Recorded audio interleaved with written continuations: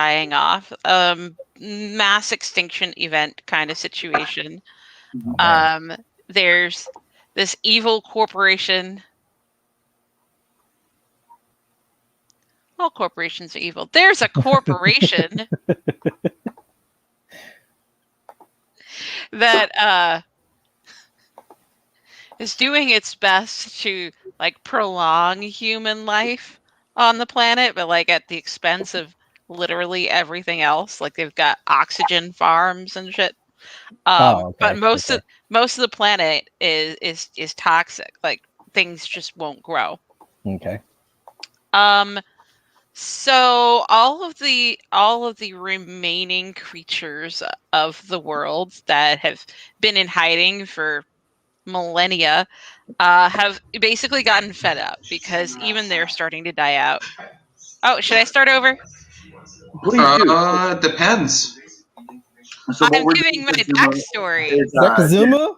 It's our backstory. Yeah. Finally got my name right this time. You're all right. You're right. So we're out. So welcome everybody to the Darkfeather campaign. We do Saturdays from 10 a.m. to 2 p.m. Pacific time, and we're going over Harmlock of the Trenches. Hemlock of the Trench. Got a smudge here on my face. There you go. Backstory right now, so that we can kind of give a little bit of texture to her character, and then we're going to go ahead and continue from where our heroes left off. So please continue, Hemlock. I'm a he/him though. He/him. Yes, he/him. Okay, so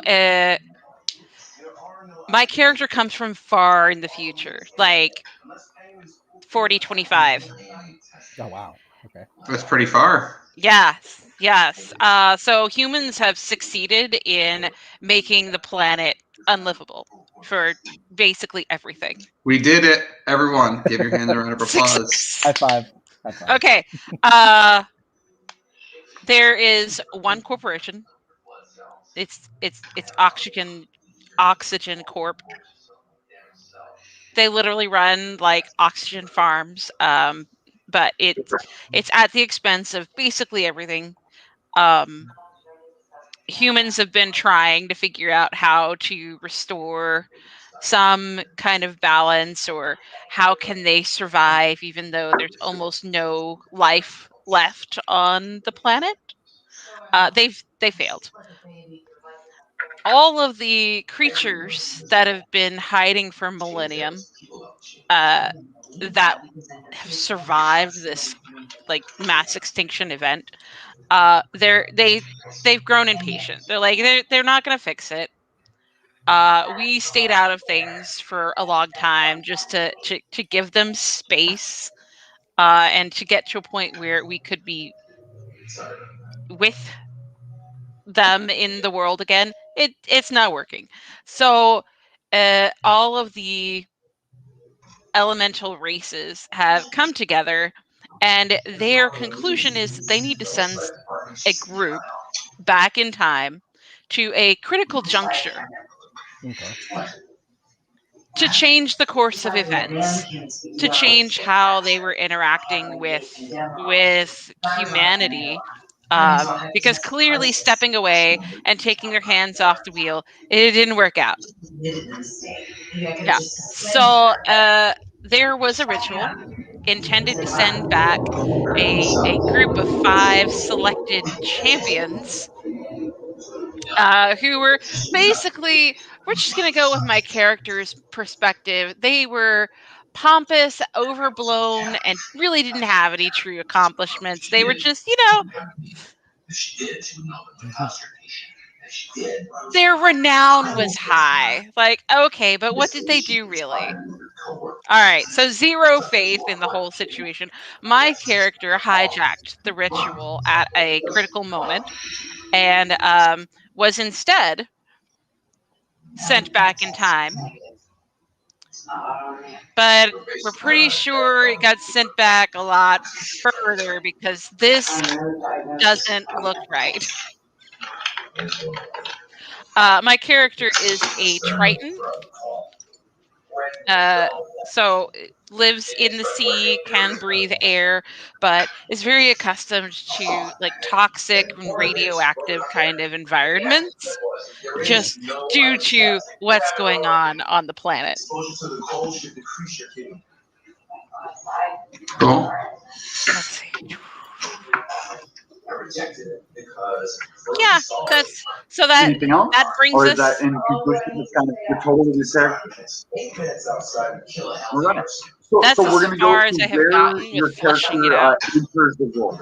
So bring out your I'm world sorry, map, and you're going to choose a place I to can't spawn in the process world. multiple. Yeah, I can't hear you. There's something going on in I the can't background. What is process that? multiple audio input.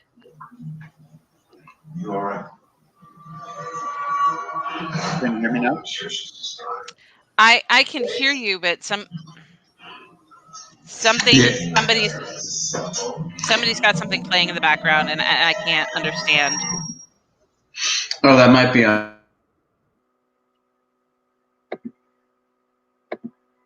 Can you hear me now? Okay. And now, testing. 1, 2, 3. Yeah, I can hear you, but there's background stuff. Is there anybody else that has stuff in the background? No? Is Everything that good? me? I think it's quiet on mine. Yeah, at this point, I think we're okay. Okay. So you're going to take out your map, and you're going to choose a location where you're going to start the game at. The gentlemen right now are in the town of Darkfeather. Okay, I'm gonna have to drop out if we can't have like just one audio.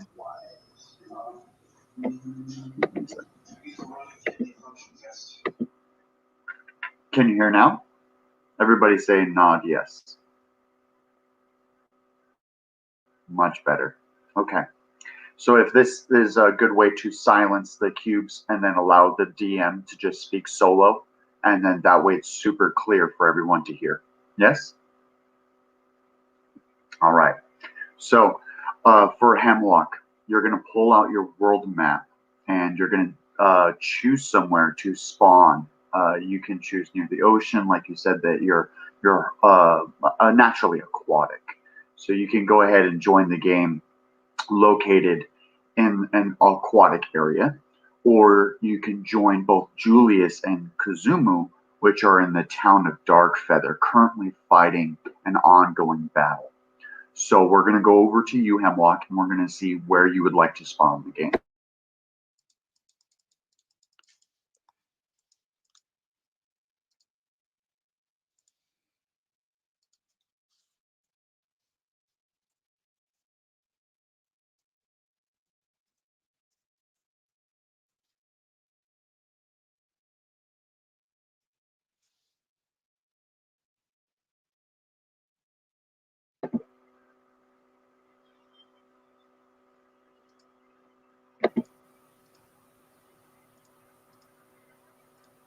Go ahead and start. Waiting on you. I can't see the map. Like I was typing. Okay. I've got a technical glitch. Hold on.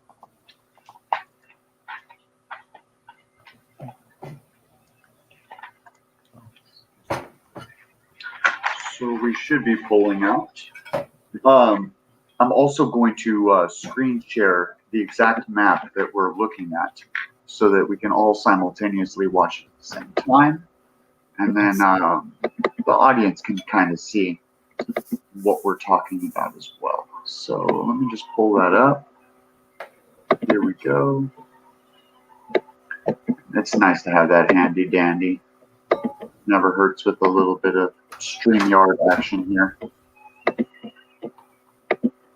There we go. So as you can all see, correct?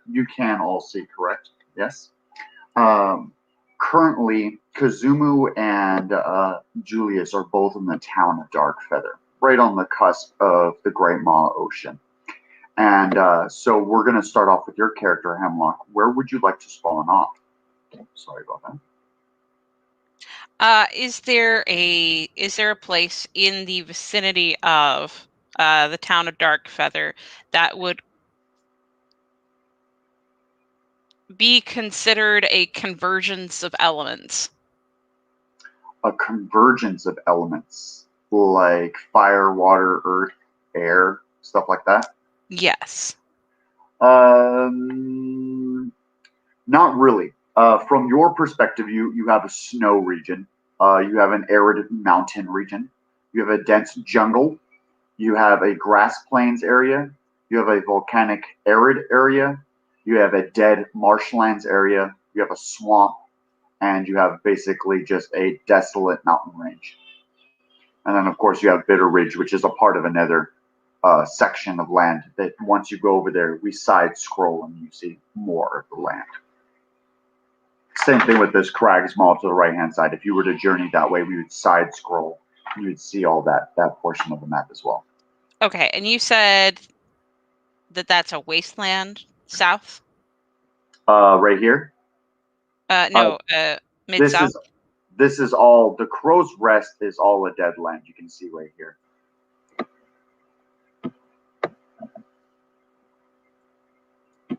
Okay.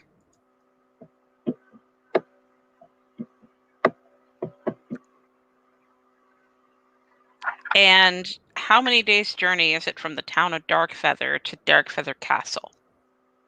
Okay, so we're going to look at it from two perspectives. So from leaving the town of Darkfeather, going through the wilderness, it's going to be a 10-day journey. But you're going to take 2 random encounters. If you take the dirt path, it'll be a 20-day journey, and you'll take one random encounter for every 10 days journeyed. So you don't have a mount, correct? You're just walking by foot. So every incremental 10 days of your journey, you will have to roll 1 random encounter. And you're going to also need food and water for that journey. Yeah, I'm trying to figure out how to segue into the story, but also have started somewhere. Of course.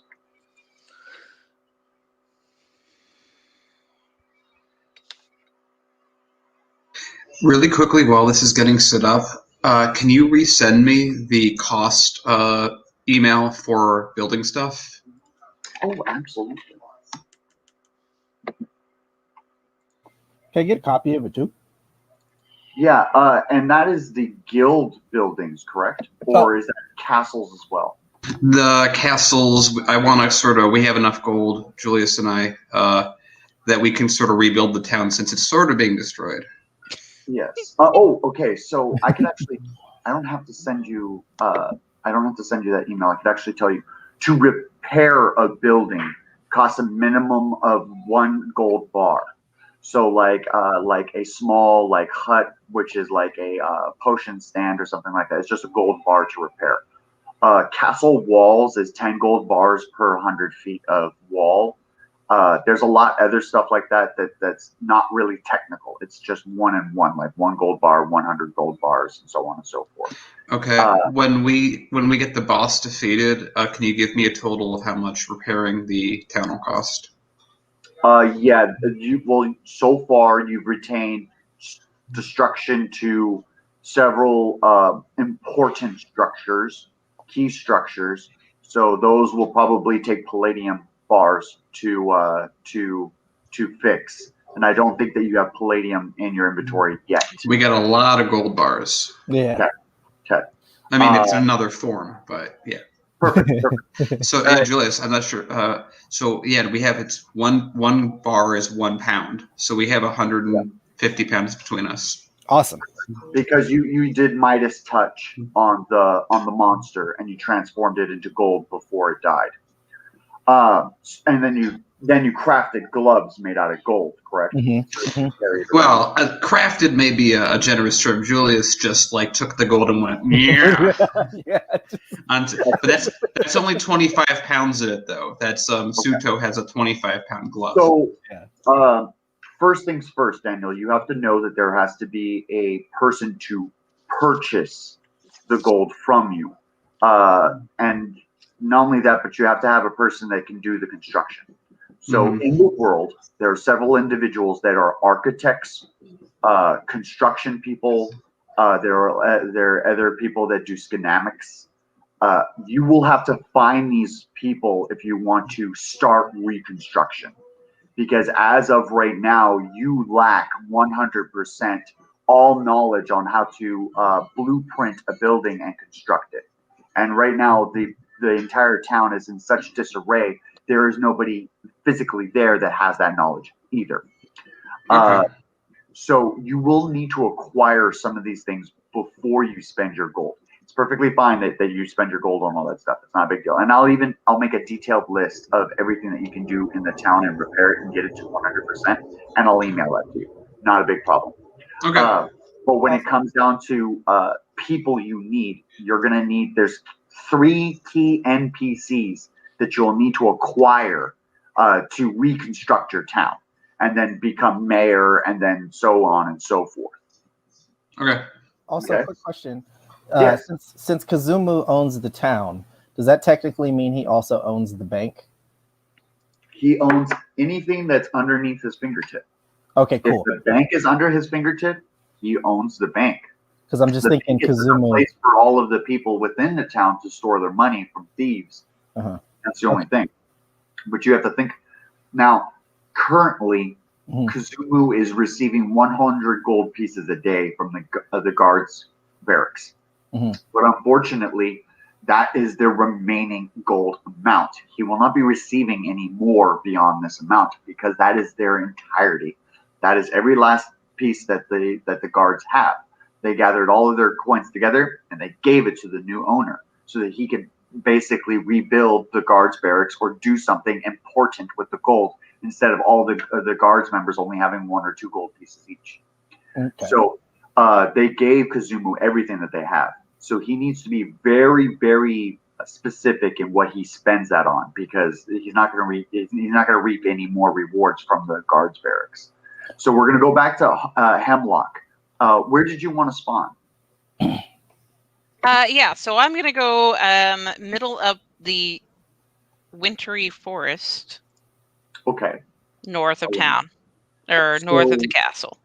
just north of the castle where the H is, there was a crash landing site. You stumble upon it. It's a strange metallic pod with a red window. It has a satin seat on the inside with several strange components. Okay, are they strange to me because I'm quasi-familiar with the workings of man? It would be strange in the means that you've never seen the markings or numbers or language that is used to instruct the person using Okay. it. Also, Okay, question for Hemlock. Are you part of a spacefaring rate? Like, in the future are humans able to travel in space? Or are you still stuck on planet? Okay, cool. Right. Basically stuck on the planet. It- Never It worked basically out light lives in speed. the Mariana Trench. Okay. No problem. Got it. And the main currency for them is O2. So, like for her, she has no need for gold. She doesn't understand why you guys are so obsessed with gold. For her, her most important Him. and He. purifying pollution. Him.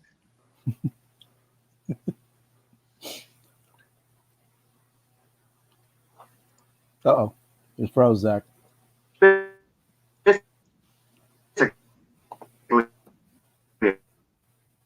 His internet was acting up last night too.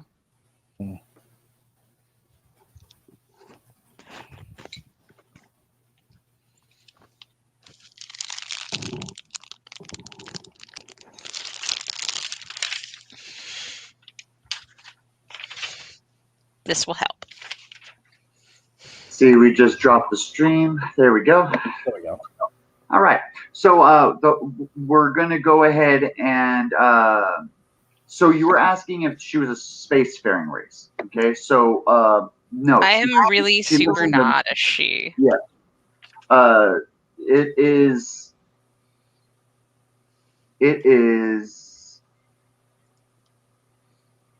important to remind you that her character comes from a world of post-apocalyptic.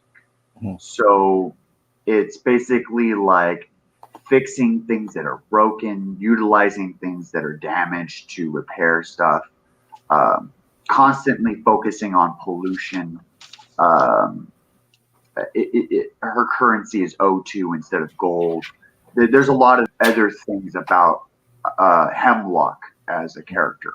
But as far as a spacefaring range, no. Okay. Okay. So continue. I'm sorry, I interrupted you. I'm still a he/him. A he him. There you go.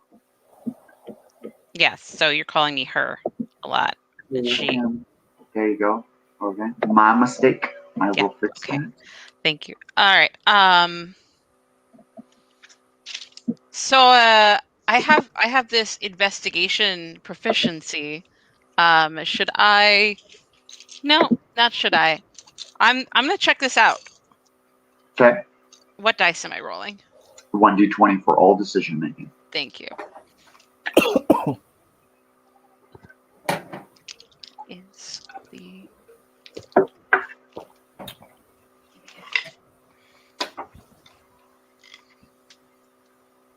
Investigation check. I roll a 6.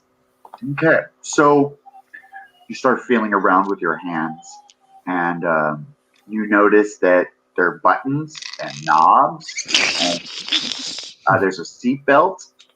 You notice that there's a little bit of a lunch left over. Why is there lunch? That's what you find. That's what him discovers. Okay. All right. I'm gonna check out the crash site. Okay. From your perception already, you have a high enough perception to realize that it came from a southwest position, and it cleared the tree line, but it didn't crash. It gently lowered, and there is a deployed parachute system. Oh. Huh. I'm gonna check out the parachute system. Okay. It has a retractable mechanism that retracts and releases the parachutes. Several strands of rope go all the way out to the parachute itself, and there's a large V-shaped symbol on each parachute.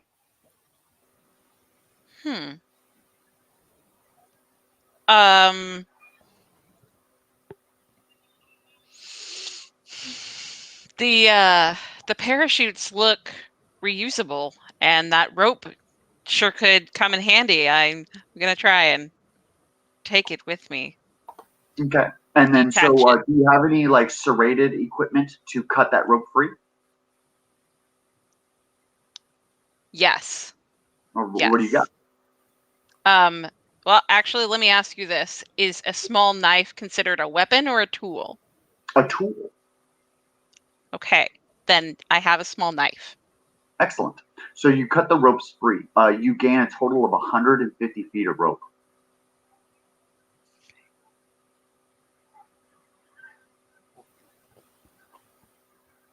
What kind of rope is this? Silk. Cool. All right, so that's 15 pounds. Mm-hmm. All right.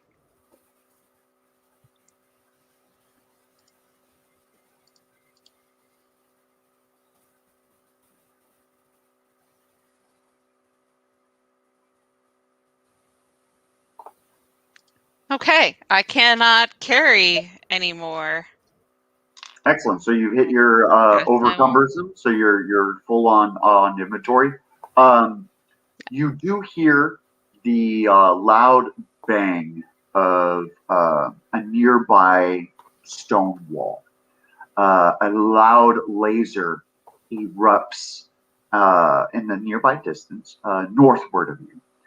You can see it starting to actually illuminate brighter than the sky itself as it starts to be dusk. So the sun is setting in the distance. It is snowing right now, quite fierce, I might add. So it is a blizzard, but you can see a light in the distance start glowing brighter and brighter and brighter. I am immediately heading creature towards that light. Is a creature is emitting a laser beam from its mouth as it raises into the sky, and you see it slowly raise, but it still raises. Once it goes beyond the cloud cover, you can see the laser kind of shoot out, and several moments go by, and silence befalls the forest. You stare up into the clouds trying to figure out what happened. You can see a small figure shoot up and then shoot back down. It's just about an hour after you continue walking through the forest towards the castle interior. The town's exterior. You come up across the hillside, and you have a complete span of a look over the horizon. You can see the town. You can see a broken tower. You can also see the remains of what was an encampment where people were sheltering for a short period of time. Lots of destruction. The front gate to the entrance of the town is actually peeled open. A 200-foot gate is peeled open on one side. The other is destroyed. From your vision, you can see a large black creature who grabs the top of a nearby lighthouse and crushes the top and holds a blue flame in his hand.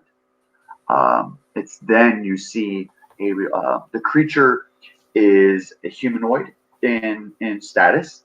It's got a large mouth as its chest piece is a mouth, and its head is just a solid block with no facial features at all.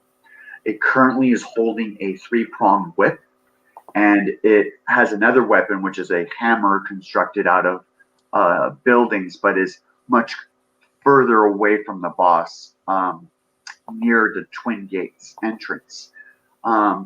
It's at this moment in time you see that the boss creates a blue flamed face and smiles and shoots a laser out of his hand into the mountainside just to your right, around 200 feet away, destroying an entrance. There's several large boulders hurling through the air, coming towards you and are about to land near you. May I have an acrobatics check?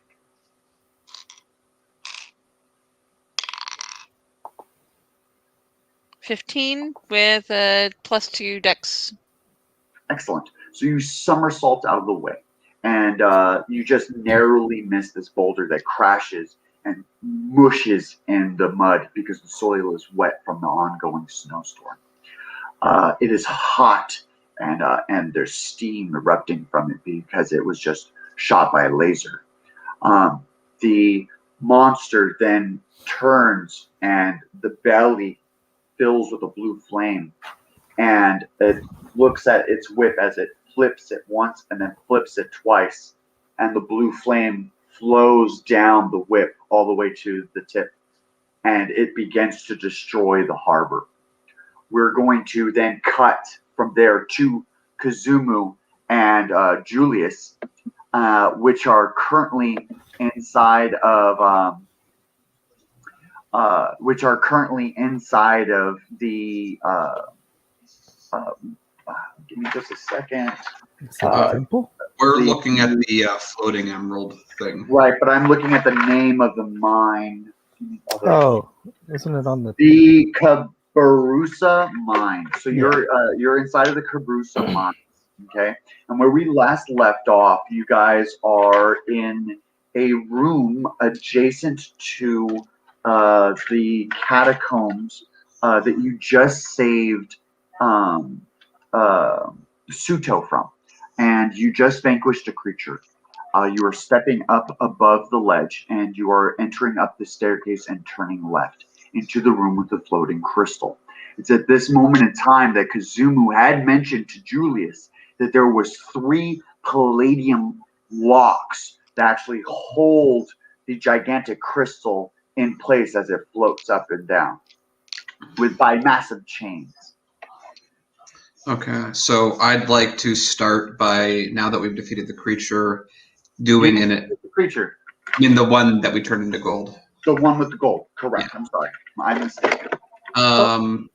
I would like to do an investigation or something to see if we can figure out anything else, how to destroy this thing, and if it would be useful to destroy it.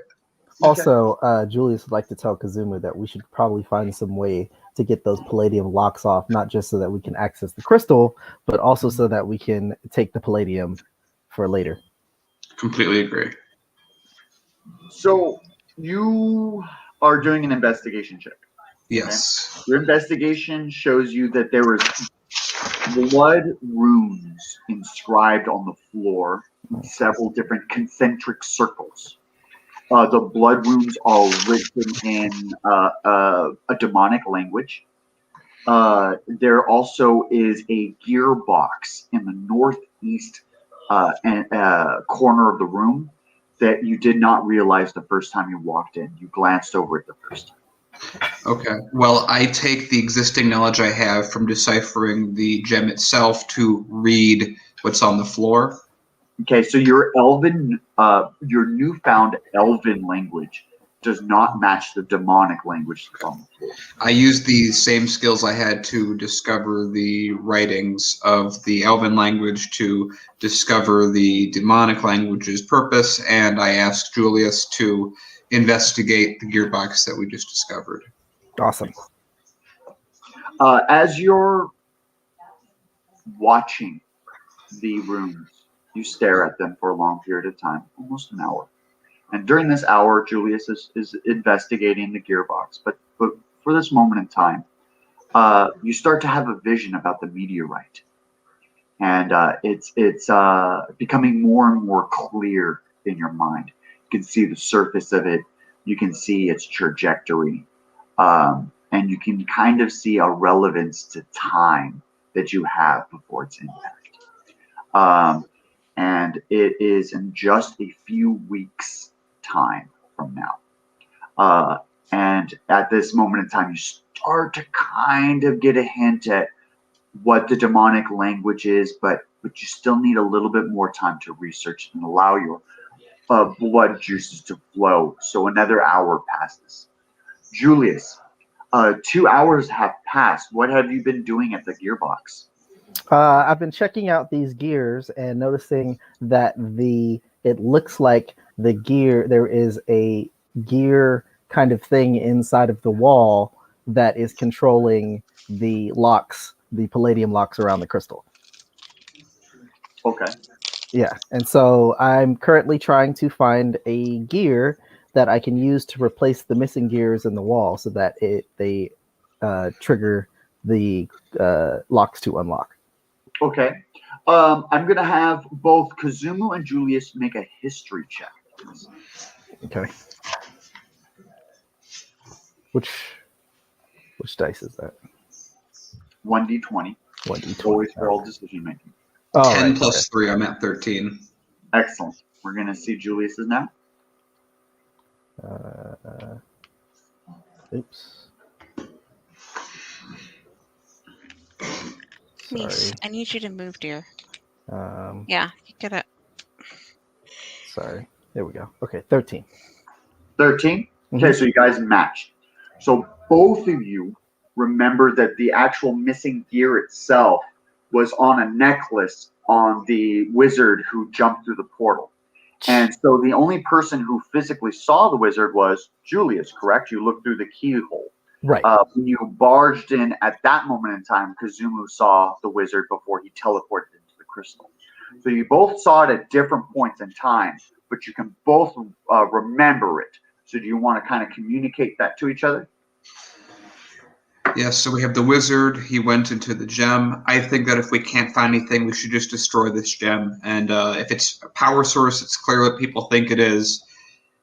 We lose a power source, but we will end this monster that's attacking outside because it seems like it is what it is getting power from it, or it is powered in and of itself by this gem.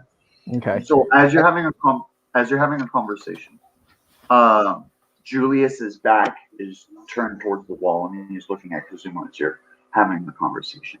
And a door opens. A man wearing a blue tapered hat and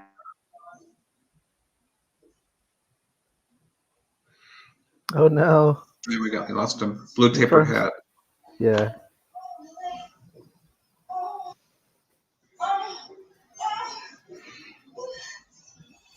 Do we say he'll be back? So there's a wizard's hat. Does it have stars and moons on it? I thought the wizard wasn't the wizard wearing a crown. I think he was wearing a crown. Yeah, he was wearing a crown. I'm just asking from There we go. a Disney Sorry about perspective. But, Okay, so the door opens, and out comes a man with a blue tapered hat, and the woman, the same woman that you have seen before. In her hand, she is carrying the scouter. Mhm. At this moment in time, would you like to? Kazumu is the only person in this room who can see her. So, do you want to interact with them, or do you want to? Yeah. I look at them and I do a perception check to see what their intentions are at the moment. Okay, so I'm going to include your perception with your future, and your future sight plus your perception is going to show you that the same woman, is standing outside of the pod, holding both the scouter and a handful of crystals. Can you say that one more time? Yes. So when you use your perception and your future sight, it comes both at the same time. And what you see is that the woman is standing out front of a pod holding both the scouter and 3 gems. Okay. Okay, I initiate conversation with the woman and I ask her, what do you know? We've defeated the creature Suto was fighting. We have this gem. We need to stop this monster immediately. Do you know what to do? She says that the man that's with her, I can actually narrate that. She says, this is one of the gem's researching field guides, and he spent the past 2 years researching this gem. His room's right over there. All of his scrolls and all of his books of his entirety of sitting here day in and day out is about this crystal. From what he's told me, it's a power source. So as you see, Town of Darkfeather has been trying to get me power for my pod so that I can leave this planet. Secretly, I've been lying to them. They think it's for their own protection, but it's out actually to power my ship that lies beneath the Town of Darkfeather. But since I discovered this crystal, I feel like I've discovered a new power source much stronger than the electricity these puny humans can make me. Or these puny creatures, she says, actually, because there's not many humans. I should rephrase that. She also goes on to say that she's here specifically for those 3 gems that are magnetized to the crystal surface. I say, if you can help us deactivate this gem and this monster, those 3 additional outside gems are yours and you are welcome to them, but we need to act fast. And I look at the person who's studying the gems and I say, what do we do to stop this monster? He's missing several teeth, and so he kind of like gums when he talks to you. He's a short dwarf. He also carries like a small magnifying glass, larger than his hip, so it's like almost half the size of his body. But to a regular creature, it'd be small. So for him, when he pulls it out, he kind of has to hold onto it with all of his weight, and he tilts it up against things to look inside and use it as magnifying. He also has several books that are draped over his chest, making makeshift armor out of books. And so you see him kind of go through a couple books and start go through some pages, and he pulls out a book and he opens it up and he says, this is as close as I've gotten to destroying it. And he shows you that he was making a negotiation with the wizard to create runes on the floor using his own blood. And he had thought that the runes were going to seal the crystal and prevent it from emitting its energy and getting into the wrong hands.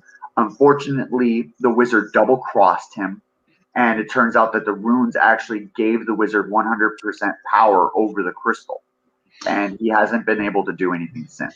Let's That's destroy the our- runes on the ground then. They're written in blood. Okay, let's destroy them with Hey, Kasuma, I got an idea. okay. Why don't we try and rewrite the runes using my magical question mark ink pen that we don't know what it does? We can fill it with some of my blood, and we can just try and scribble. Unfortunately, we don't know demonic language, so It's at this moment this in is time, also gonna be Kazuma, you have finished your special ability, and you have just realized demonic language in full as he's having a conversation with you. Julius Perfect doesn't, timing. but I you don't know. just Okay, so I read the runes on the blood runes. okay. hot damn. Okay, so the blood runes are just an incantation to give the wizard 100% control over the crystal. Okay, I look at the part that says 100. I request the blood-filled magic ink pen from Julius, and I rewrite it so it says Kazumu instead of the wizard's name. Okay, when you do so, one of the locks becomes unlocked. It goes chink, and the crystal flies to one side and starts jiggling. It is rapidly trying to escape the room towards the northwest side. The one chain is flaring back and forth, and you can see through the reflection of one of the cut edges of the crystal the monster outside. And the monster turns and looks at the mountainside and lifts up and stops destroying. And you see this kind of like cauldron of fire start to churn in its stomach as it builds up a ultimate attack. I order the monster to cease and then self-destruct itself. The monster does so. So what it does is two things. It does your command. It ceases its attack, but when it does, it fires off. So it fires and it shoots out and it melts away at the mountainside, and it's getting closer and closer to the internal cavity that you guys are at, and then it just stops. And then you see cracks start to form on the creature, but it doesn't break or shatter. It just halts from moving. Okay. Julius, what do you think we should do? Well, I think that when you put Kazumu, you put Kazumu, so as 100%. So it looks like for some reason we can't actually destroy the creature. We can just stop it from moving. So since it stopped from moving, why don't we go check it out a little bit closer and see what it's made out of? I agree. That's a good idea. I turn to the dwarf and the other Saiyan, and I ask if they have any other ideas besides what we're about to do. The Saiyan says, yeah, what I came for. And she grabs the 3 crystals and then flies out through the mountainside, creating a small hole, allowing snow to pour in. Julius waves through the hole. I collect the... you did say that you were talking also to the yes. The archaeologist. Yes. The archaeologist says that he thinks both the beast and the crystal are tied much more than what we believe. That if you want to destroy the monster, you will have to, and he looks at Julius, destroy the crystal. Okay. So then I since I have control over the crystal, I immediately have it dissipate all its energy in such a way that it destroys the monster but does not cause further collateral damage. And any valuables the monster is worth to get spared. So you see 2 things. You see the crystal slowly stop being magnetized towards the wall. And it comes towards you. Comes closer. It starts to spin a little, and a new cut edge is revealed, and you no longer see the monster. What you see is the wizard working inside of a room, and the window to the room becomes whole, and the crystal is actually now a doorway. Okay, we enter. All right. Do you enter alone? I invite Julius. Let's go. Also, quick question: did Kazuma get any experience for defeating the giant monster, or Oh yeah, that's a good question. Which giant monster? the one that he made dissipate with the crystal, the one that was attacking the town? It's not dissipated. It's not. It's just We're crashed. not there yet. Okay. My bad. Okay, go ahead. We got to stop this wizard guy. So both of you jump into the crystal simultaneously. We're going to then cut and then move over to Hemlock. Hemlock, you're on the mountain range, and you can see that several adventurers enter a nearby catacomb entrance that's been blasted free. Some time goes by, and you see that the monster is trying to gain access to this location, and you feel that it's in your He-Man ways to kind of investigate what's going on, because there could be pollution involved, or there could be some nefarious. That's an unnatural creature. There Clearly. you go. So you enter the cave entrance, and you find that it's actually an ancient temple. There's two staircases leading down into a mausoleum with a pool.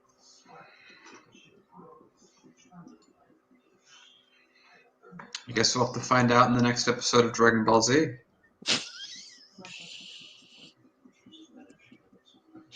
Next time. Okay.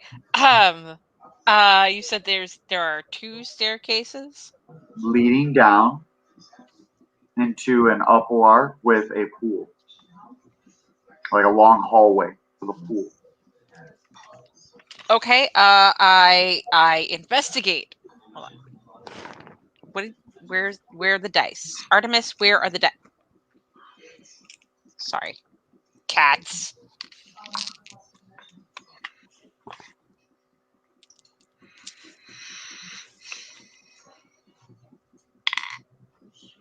I roll a 20. Wow, nat 20. So you discover three things. You discover dust flowing through cracks in a wall to your right-hand side, immediate right-hand side. You also notice that down the 2 flights of stairs to the right-hand side of the pool, there's a door that's open with several darts on the floor with a large amount of blood and gunpowder left over, and a larger pool of blood as well.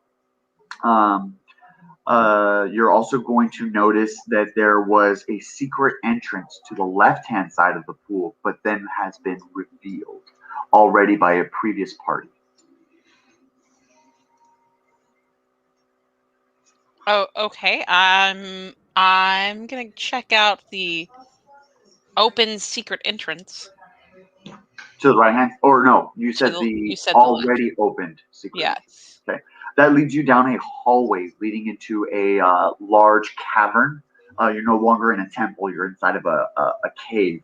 And below you is a short ditch.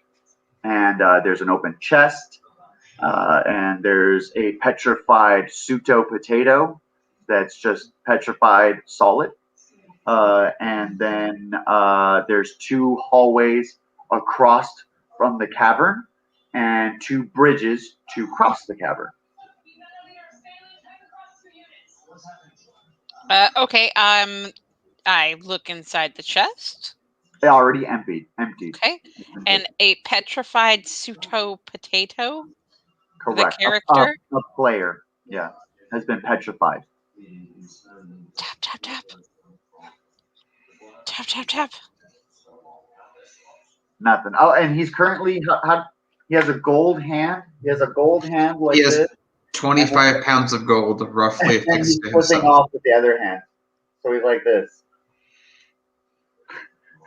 It's interesting human art. Okay.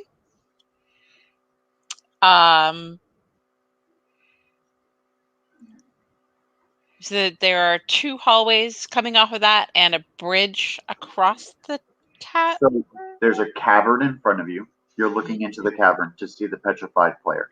Mm. To cross the cavern, there are 2 bridges. 2 bridges. And across those 2 bridges are 2 entrances. Can I see anything? Not from where you are. Okay. I traveled towards the Left or right hand tunnel. let's go right. Okay. So when you go through the right hand tunnel, you walk up a staircase. And there's 2 doors. One to the right that's sealed and an open door to the left.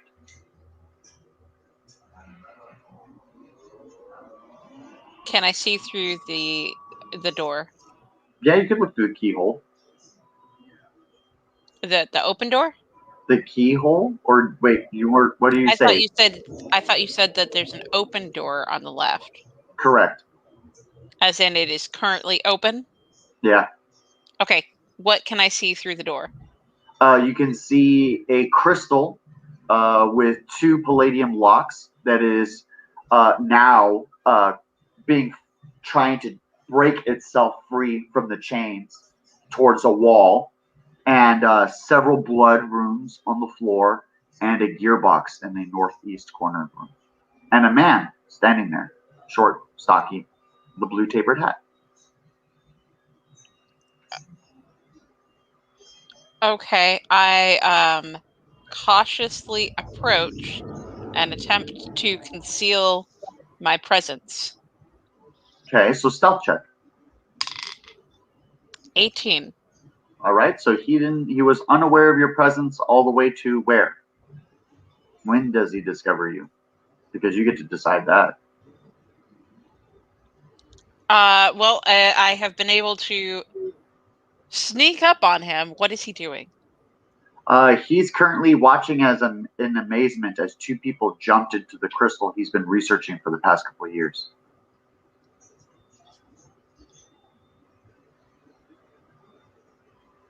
There's also snow pouring in from a hole in the roof. Okay, so standing beside him now. What is that? What's going on? He explains to you that 2 adventurers came to seek the destruction of the power crystal. And in doing so, they were able to manipulate it into their favor, but unfortunately, to destroy it, they jumped inside. What is a power crystal? What does it At do? this moment in time, one of the other palladium locks shatters, and now it's just one lock holding onto it, and the crystal's waving back and forth rapidly, trying to get free. Okay. He says, "That's a crystal." He just points at it as it just flares back and forth. The crystal is 10 feet high and 8 feet wide. Oh, it's large. Okay. Massive crystal. Looking at the crystal, It has a large chain or a chain link around its centerpiece with a language on the outside and 3 chains that were connected to large palladium locks. But right now it's just one and it's flaring back and forth. Right. Okay. So, do I see anything unusual when I'm looking at the crystal other than the fact that it's moving of its own volition? Several flashes of a monster walking towards a mountainside in the cuts of the crystal. Huh. And then other parts of the crystal, you see 2 gentlemen that are walking into a room. And then another one where you see a wizard working inside of a room. Those are the things you see on the crystal. Okay, that doesn't sound actionable. I look around the room at the new skylight, I guess. This is skylight. Okay. All right.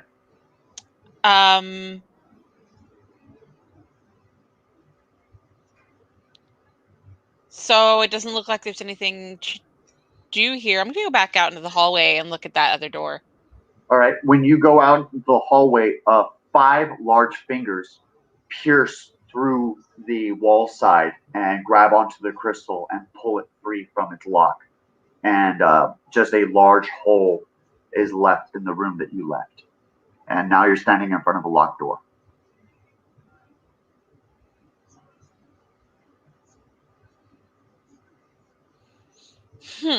I didn't bring my lockpicks, so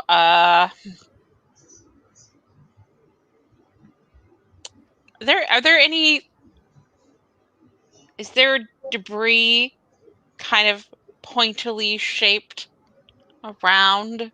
You could go back into the room that was just destroyed. Yeah, let's go there and maybe look up at the. You go back into the room, and the man with the blue tapered hat is crushed by a large rock, and he's trying to reach for his blue hat as he gargles on his own blood. And you slowly walk over to him, and you're like, "Do you know where anything's sharp? I need something sharp." And he just spits a gurgle of blood in your face, and he reaches into his hand and he pulls out his magnifying glass, and like his hand just becomes lifeless as it hits the ground.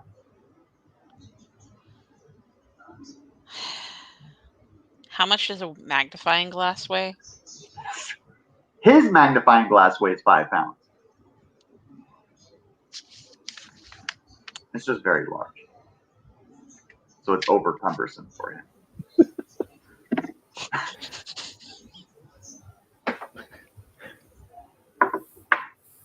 Poor guy, we didn't even know his name. Poor guy. He's already smashed. Poor guy. I know his name was Steve the Dwarf. I could just tell. There you go. His name was Steve. Rest in peace. We'll mourn your death. Yeah. Okay. So to that end, Are you wearing clothes? Are you wearing armor? You're wearing studded leather. That's what you're wearing. and Okay, so clothes. you're gonna need clothes. What do you mean clothes? What clothes are you wearing? Is it cloth? Yeah. Yes. Under the armor, like you don't wear just armor. Okay, so you're gonna need For yourself. You're gonna need to take 1d4. I know a lot of other people don't. 1d4 weather damage, cold specifically. The snow is piling in, and you're getting. You feel your fingertips starting to freeze. Okay, I take 4 damage. Okay. All right. Well, So, you find a stalactite that will fit to your means of picking the lock at the door. Okay, super. Meanwhile, I'm gonna trade a 50-foot length of silk rope for that magnifying glass since he doesn't need it anymore. Cool. So you stand there and you pull out this rope and you drop the rope and then you pick up the magnifying glass and you put it in your inventory. Sorry, guy. I give him his blue hat in death. She just kind of kicks it over to him with her shoe. Just enough so his fingertips can touch it. Not even all the way in his hand. Just enough so he can touch it. It's payment, right? All right. Okay, so I'm going to go try and pick that lock now. All right. So you're going to need a sleight of hand check at 10 or higher to get into this room. I'm gonna take a little bit longer on that. So the stalactite breaks and it jams the lock shut, and you no longer can get into this door unless you bash it open. I don't think I have the strength for that. Okay. What is the door made out of? Wood.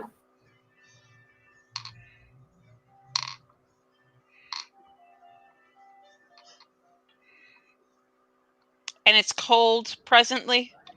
Yeah, there's snow piling up behind you in the other room. All right. So I'm gonna use some of the oil in my oil flask. Okay. On the door. All right. And set it on fire with my tinderbox. Very nice. So the door is set on fire 100% successfully. 30 minutes go by and the door is smoldering, but you can see that the doorknob is red, molten hot, and the hinges are hot as well. So you're going to need some time to let the door cool before you break it open. We're going to cut and go to Kazumu and Julius, which are now inside of the wizard's room. You can see large tables with many jars of fermenting body parts. You can also see that there are several large pillars with crystals on top that are levitating of different colors. Each one are vibrating to a different tone and sound frequency.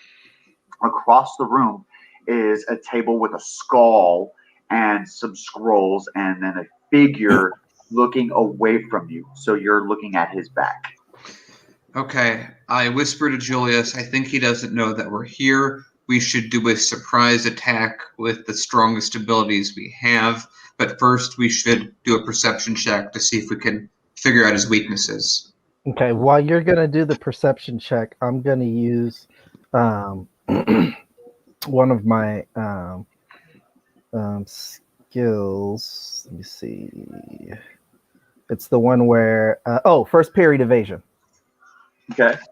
And that makes me invisible for 30 minutes or something like that, I think. Very awesome. Yeah. Oh, I just realized, super quick before we get into this, I'm level 3 now, and I did not pick level 3 spells. Can I do that real quick? Yes, you need one level 3 spell and one level 3 cantrip. Okay. While you're doing that, I'm going to cast first period evasion. Beautiful. So, your perception, Julius, he's wearing a purple robe with golden tassels, and he's currently speaking to the skull on the table.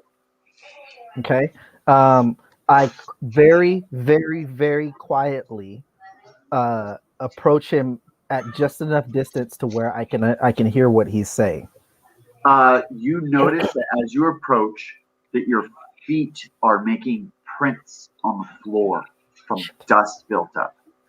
And every time you take like your third step, it scuffs dust into the air. And so you walk over very slowly and get close enough to hear.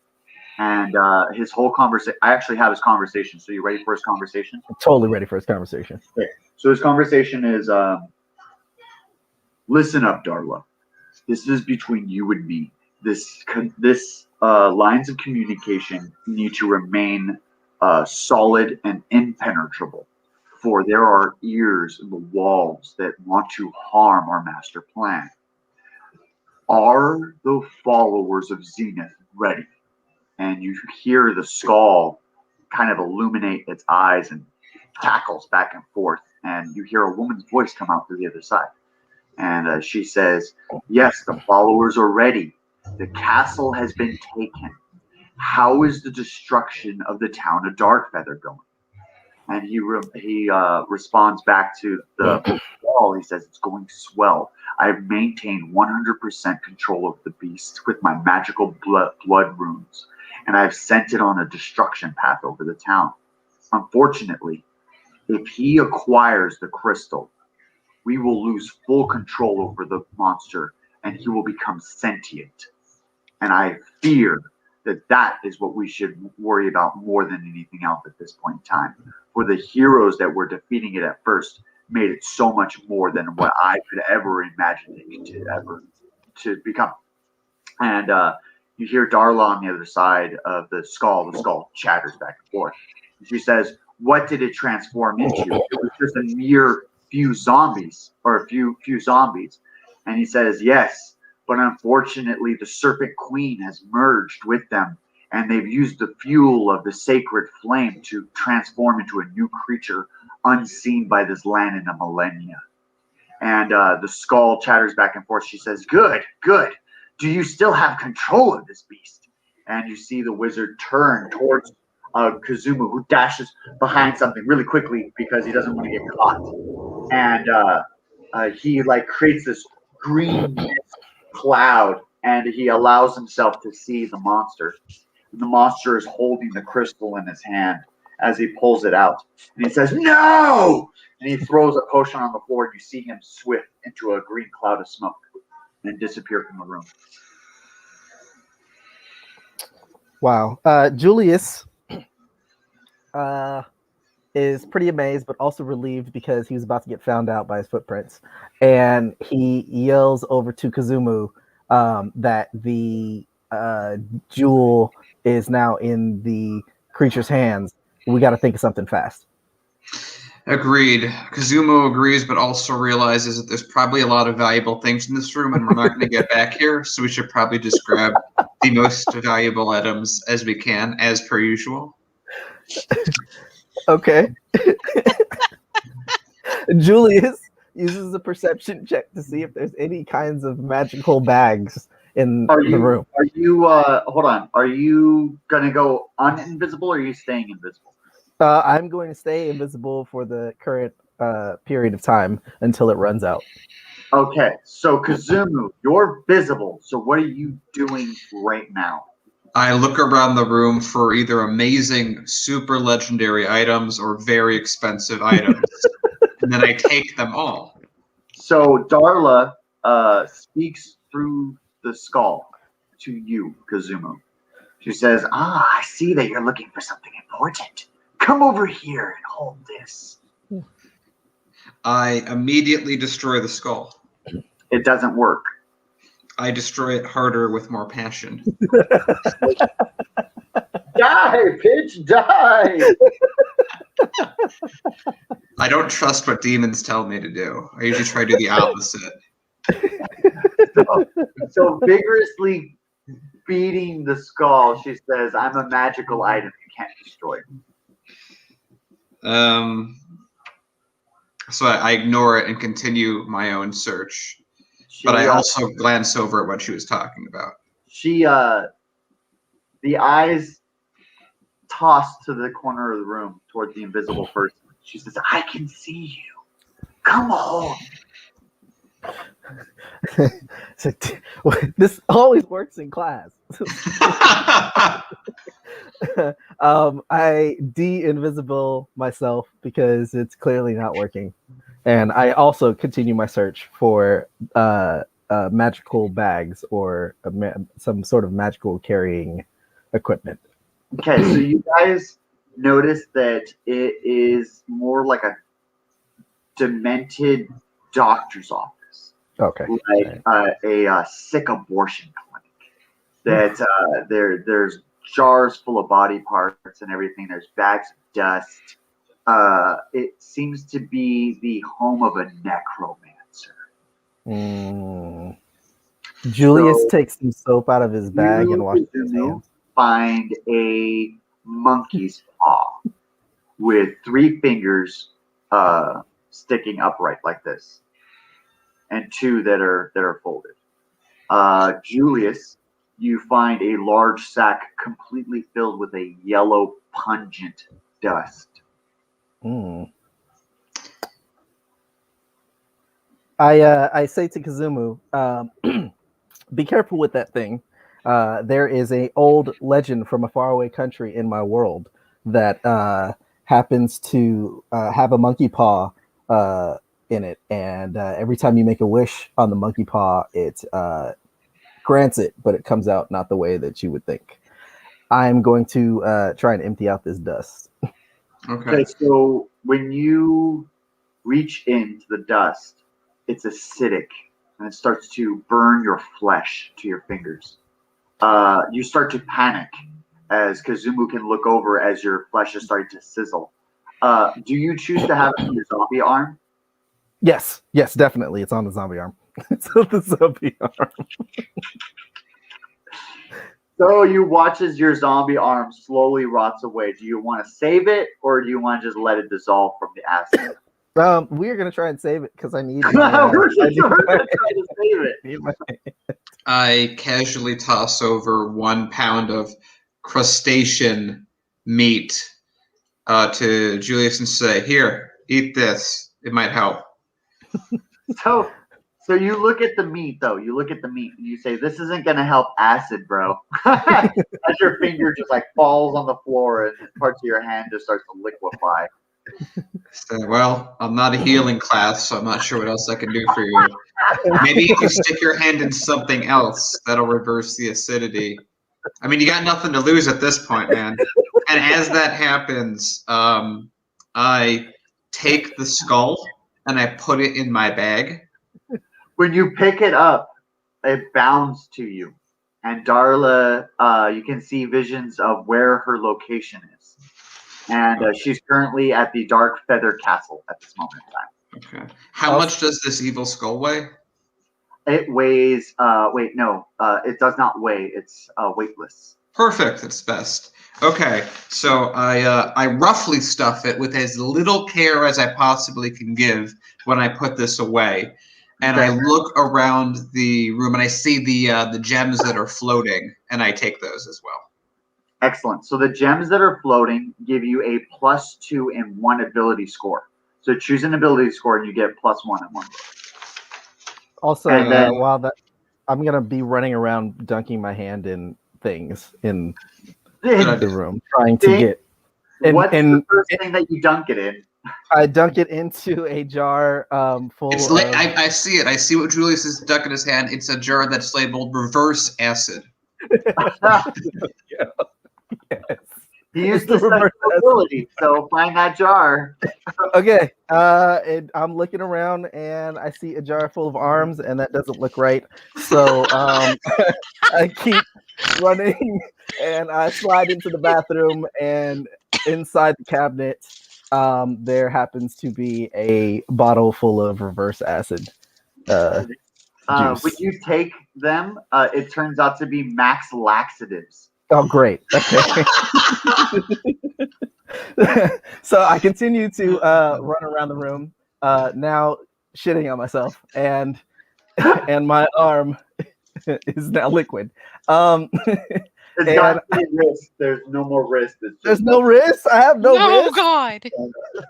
Help, it hurts. It burns. Shitting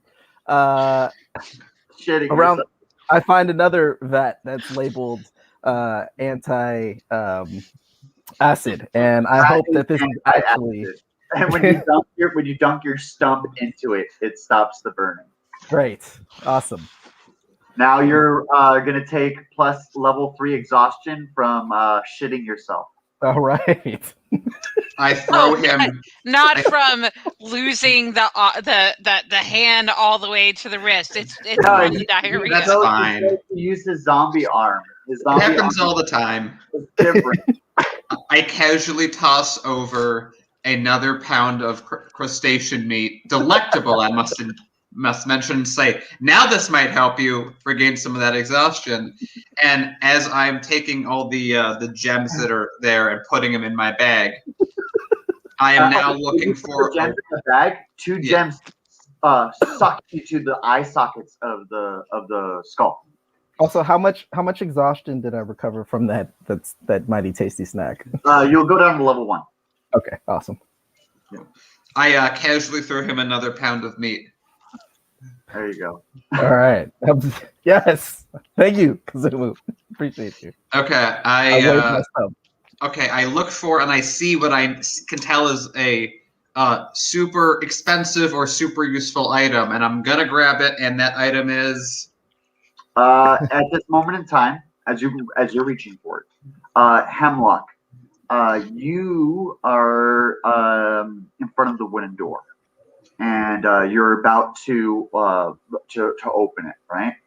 And in the room behind you, there's a large teleportation sound, and a wizard emerges, and he looks straight at you, and he says, "I'll deal with you later."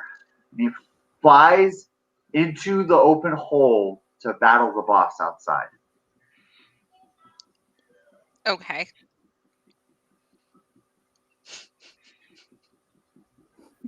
I'm gonna try to get in the door.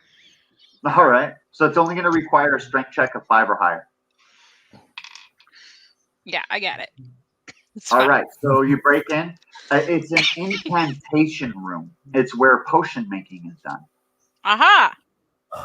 Maybe there's some arbor growth all there. Yes. From my stump. I have a quick look around the room for anything interesting. Lots To of the me? potions are used for creating pollution. For creating pollution? Yes. Captain Planet, he's our hero. Earth. Wind. He's here to fight pollution until it's zero. Okay. When we were right. making Hemlock's character sheet, I was all like, "Do you want your weakness to be 5 young teenagers that have to raise their hands and shoot a laser into the sky to summon you?" That's my weakness, guys. Fire. That's an awful weakness. I'd have to go around and find teenagers and convince them not to do drugs or start a life of crime and not to don't pollute things. Would you like to have a baby koala? Wait, I don't know what the fuck a koala is. I come from 4025. Would you like a seahorse?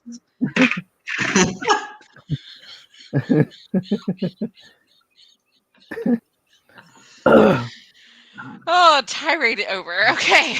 By the way, Whitefell, how's that +4 water taste? It's actually a mug of +5 investigation so that I don't get bullshit for my media. Good. And by the way, just really quick, you were asking me earlier to add 2 points to what? Any one of your stat blocks. Oh, that'd be my ability score? Yes. Your strength point. Strength, dexterity, wisdom. Okay, so I attempt to find safe ways to dispose of or spoil the potions so that they no longer do what they were originally intended to do. There is a door to the southwest corner of the room, and it's partially cracked open, and it seems to be a bathroom. Okay. I peek into the bathroom and attempt to determine if there's a decontamination sink.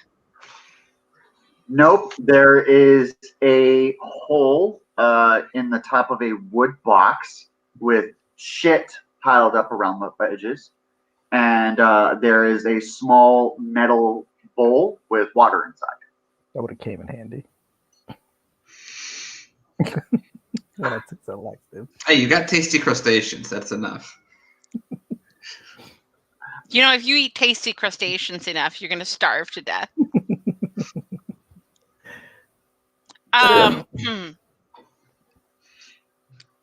I experiment a little bit by pouring a small amount of a pollution potion into the water to see if it gets worse or dissipates. It dilutes. Dilution's the solution. Just ask Indiana.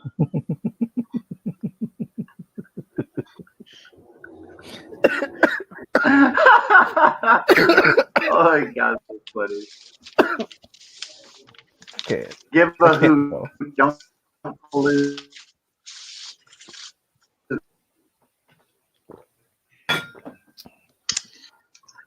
Did we say that pollution scrubber was a passive thing that occurs during the day? Or is it an intentional flex? I think you just, yep. Yeah, we're going to find out in the next episode of Dragon Ball Z.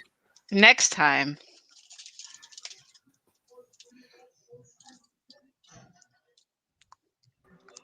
Yes, internet. All right. Okay. All right. So now that I got the gremlins out of my software.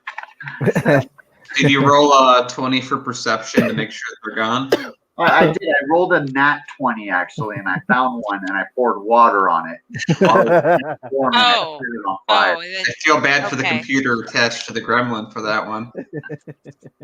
It's Adobe. You know, it's all right. It's Adobe.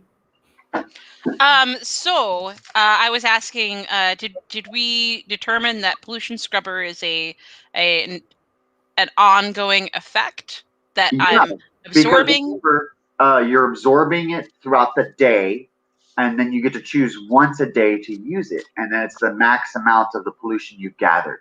So she has a carbon scrubber, which is like an item from the future where it can gather pollution and clean things. And the more pollution it gathers within a 24-hour period, she can use it as an attack once. It's basically like building up a vacuum until the vacuum cleaner builds up, and then pops. And then all of the vacuum dust flies all over the inside. So I'm going to intentionally pour all these toxic things into the bowl. Okay. And try to then absorb them with my scrubber. Okay, so you put the scrubber into the bowl, and it starts to absorb all the potions and all of the pollution, and you see it start to change color. The whole thing just starts to change color. What color does it change to? It turns black. Okay, so it turns black, and it becomes extremely heavy. So it's gone up in weight about 50 pounds. That's so heavy, I can't carry it.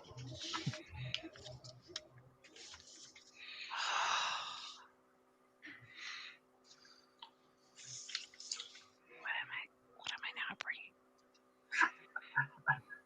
I put down my tent and my pot, all my bedding. Just takes off her stuff and puts it on the ground. She's like, I need this more. Gotta do my job. Super maid. All right, so now that you've made room, yeah. So I'm gonna have a look again at. You hear a large thump, and you fall down to your knees as the whole room shakes. Ooh. I'm gonna go check out that whole situation outside.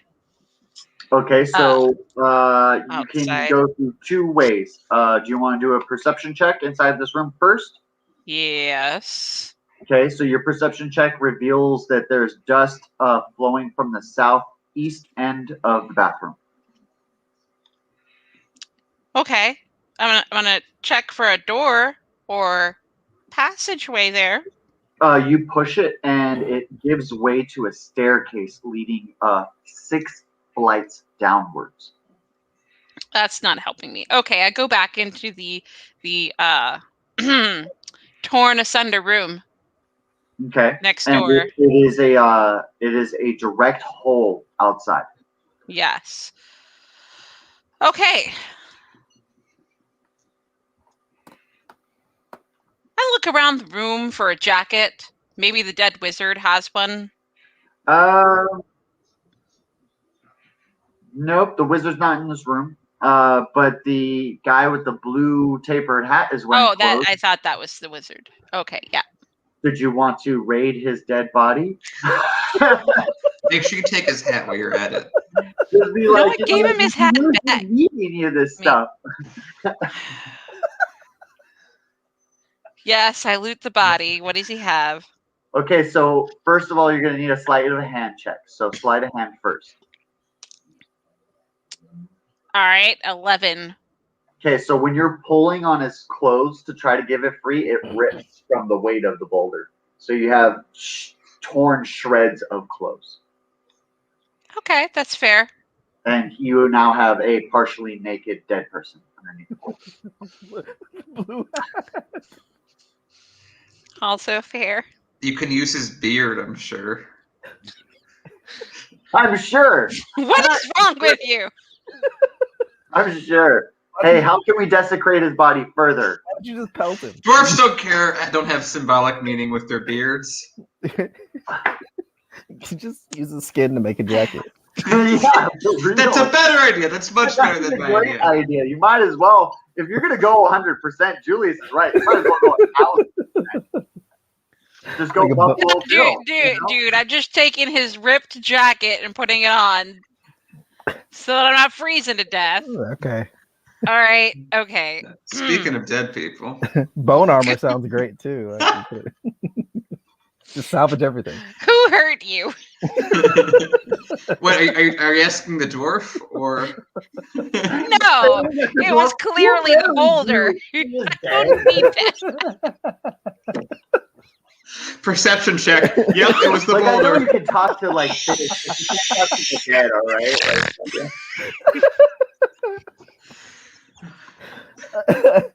I can't stop it. Oh my god, dude, that's so funny.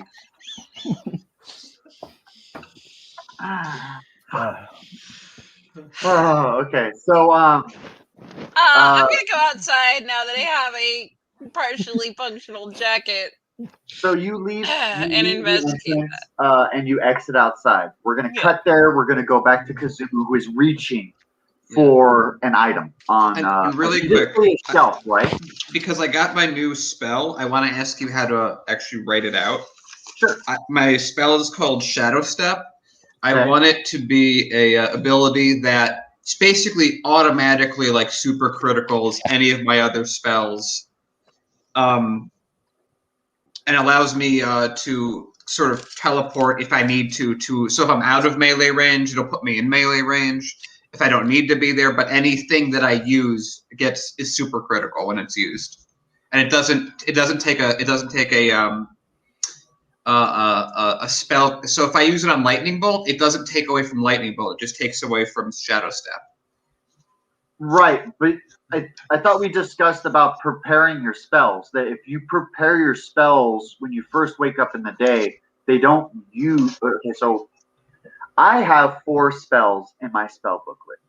I woke up this morning. I prepared my 4 spells. Earlier in the day or later in the evening, I used Lightning Bolt. As you guys understand, you can only use Lightning Bolt once. But I prepared that spell. So when I use Lightning Bolt, it's a free spell. So now I have my once a day Lightning Bolt.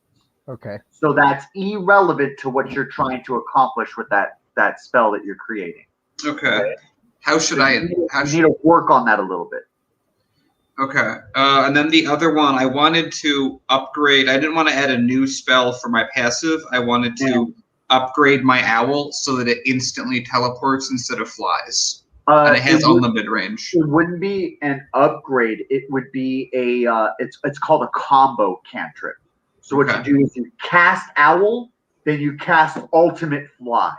And then you understand what I'm saying? Like it's 2 casts. You're not upgrading it.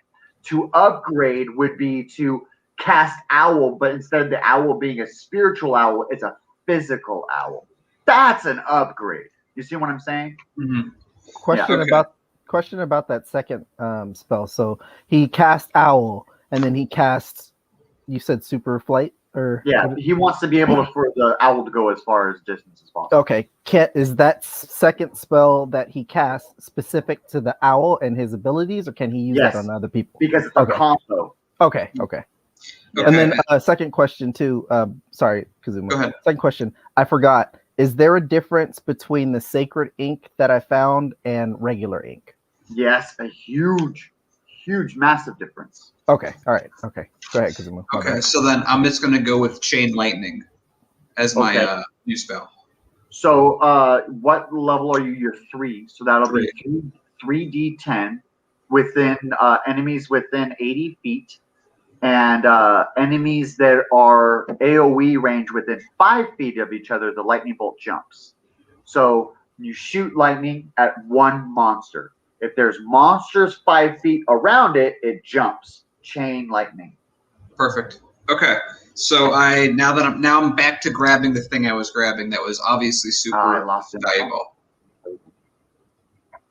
So as you're reaching for this item, a portal, green smoke opens, and the wizard enters the room with a aquatic creature in his hand. Hemlock, you were grabbed from your back while you were leaving the exit and teleported through a green smoke, and now a gentleman is holding you by your neck like this from your collar. The aquatic creature is wearing ragged clothes, strange equipment from a far off time. Very unfamiliar. Very, very unfamiliar. The wizard is staring directly at Kazumu, and he says, "That's my wand." And like he pulls it towards it, and it smacks your hand, and it flies all the way over to his hand.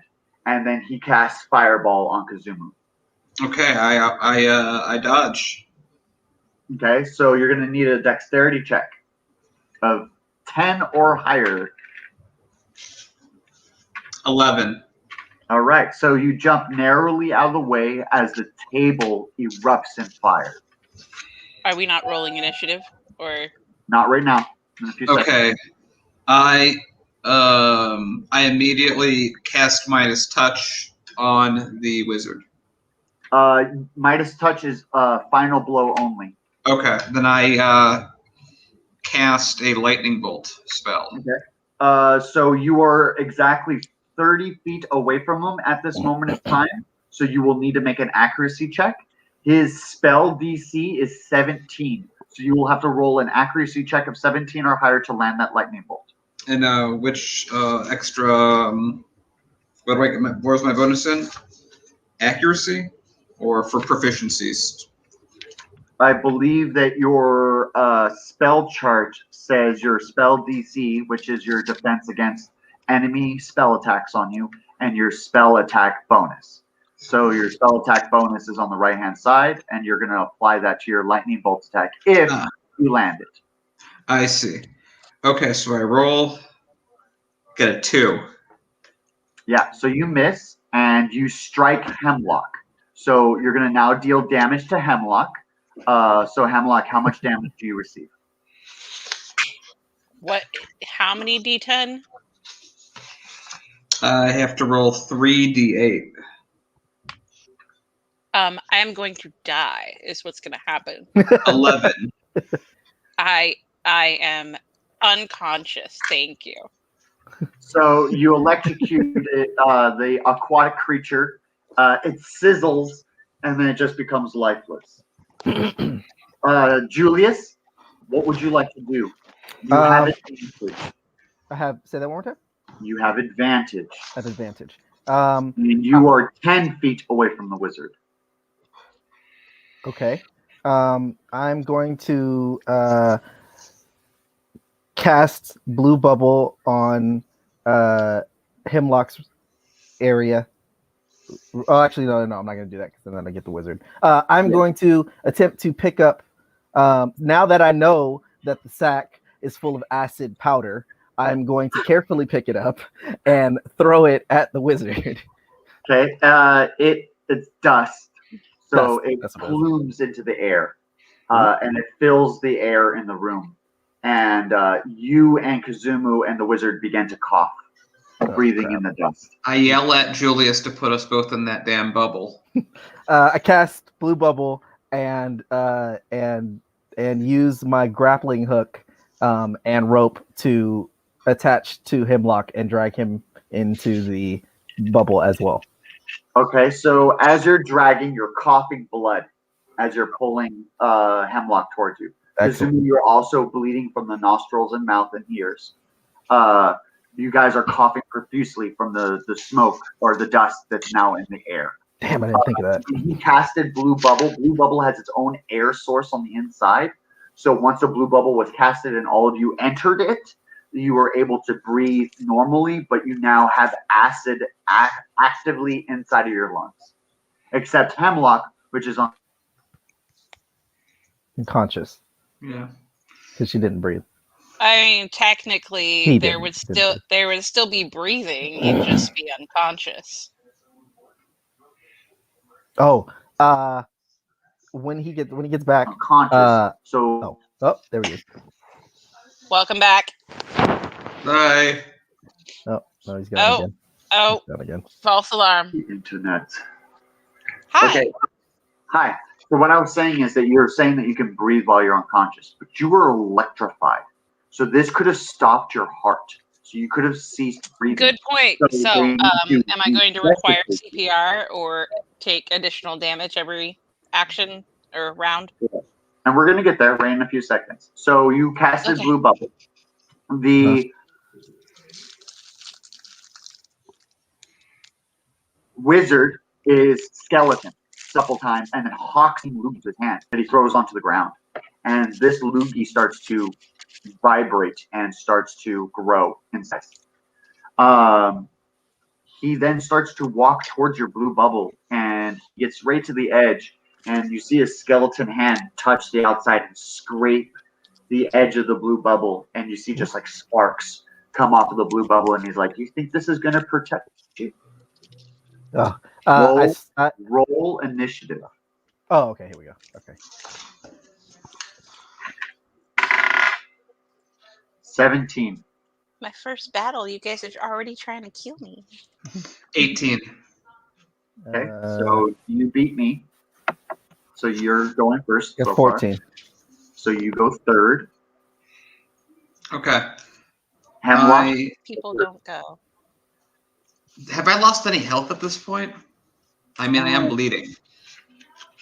I would say not yet. Okay. Okay, so I... But we're waiting on Hemlock's initiative. Oh, Why would I roll initiative? I'm unconscious. Oh yeah, that's right. You're unconscious. I forgot. You could be the first to be unconscious. Wait, never mind. I'm already unconscious from last round. That's it. First alpha.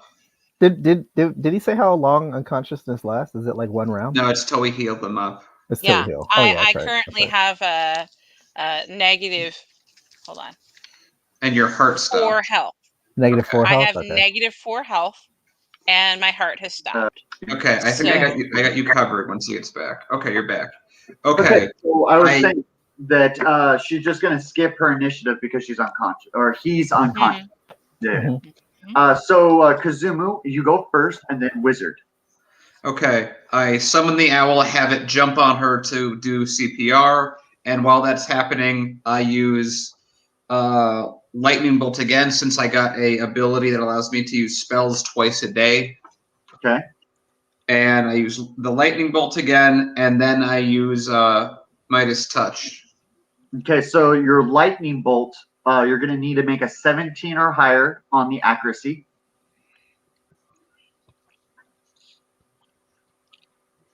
And 17. you're also going to need to get, oh, that's perfect. You're going to hit. You're also going to need to leave the bubble to cast it, because the bubble is a physical shield. So if you cast lightning bolts on the inside of the bubble, it will bounce around and hit the inside. Okay, so then I also...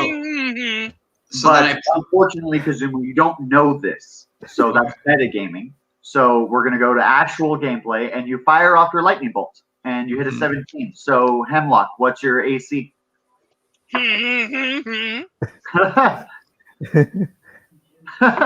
Julius, what's your AC?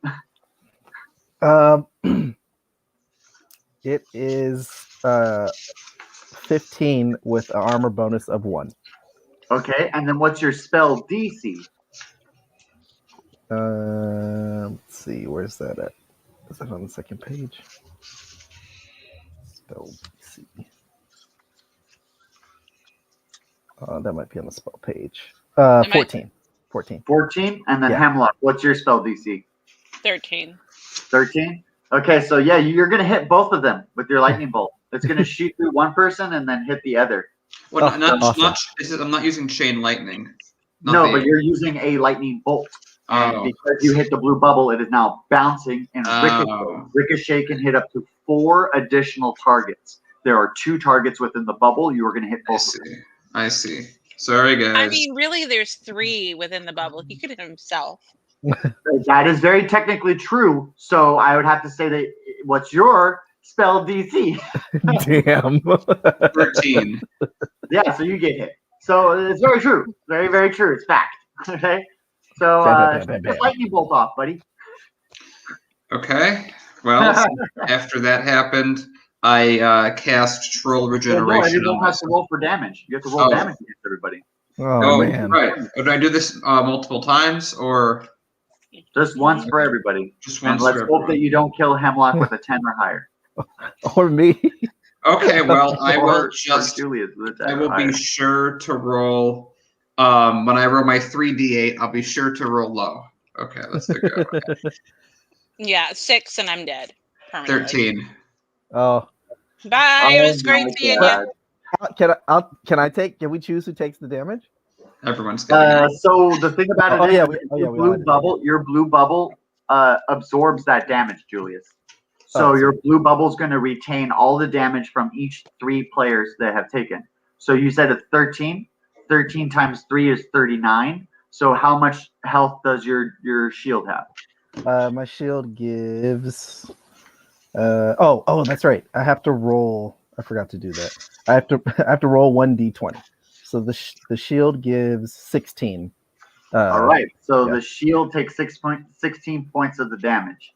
So minus 16 to the 39, and each one of you retains 7 points of damage. 7 points. 7. I'm still dead. Thanks. Well, we are in a necromancer slayer. That is very true. Oh, let me see here if that's good I or also bad math. I also have my sacred ink.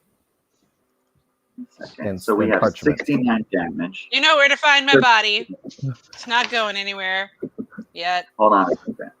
30, 39. Because I don't think that you're dead here. Let me see. 39. And then minus. I was already at -4. You Oh, can't man. be. Once you become unconscious, you're at 0. And then you have to retain a full 10 points or more to die. It doesn't accumulate.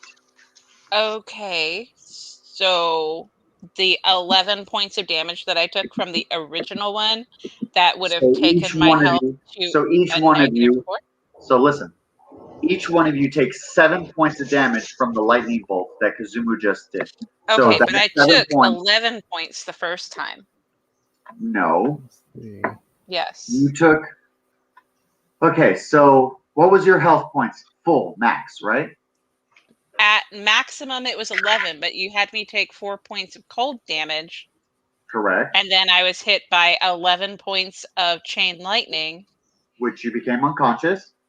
Yes, so that would have been -4 immediately. And then now you're receiving -7. So you still have yet to retain 10 points of damage beyond becoming unconscious. You keep adding them together. A person has to do one single blow to you of 10 points or higher. It can't just be like 4 points, next turn 6 points, and now you're dead. No, it has to be 10 points all at once. They're just beating a dead horse. Like 4 points, 3 points, 2 points, 1 point, 1 point, 3 points. You're not killing the fucking person. You're beating a dead horse. Okay? So that's what it is. So don't calculate it like that. For Kazumu, what were you doing right now? I was about to cast regeneration on myself. Okay, so each one of you takes 7 points of damage. So 7 points isn't enough to kill Hemlock. But Julius, you take 7 points of damage. What happens? I'm at 5. Okay, I got so 5 health. Kazumu, you take 7 points of damage. Okay, I'm at and 14. now you use rejuvenation, your troll rejuvenation, correct? Mm-hmm. Okay, to rejuvenate your turn. And you will have to wait until after Wizard's turn to use rejuvenation. Okay. So Wizard's turn. You know not anything about him, so I'm gonna pull out some very unique stuff on you guys. I'm gonna walk 10 paces towards Julius because the bubble is gone now, and I'm gonna lay burning hands on the largest chunk of armor that you're wearing. Awesome. So what's the largest chunk of armor you're wearing right now? My chainmail chest piece. Okay, so for your chainmail chest piece, I'm going to do 3d4 damage and turn it to liquid metal. Okay, here we go. 3d4.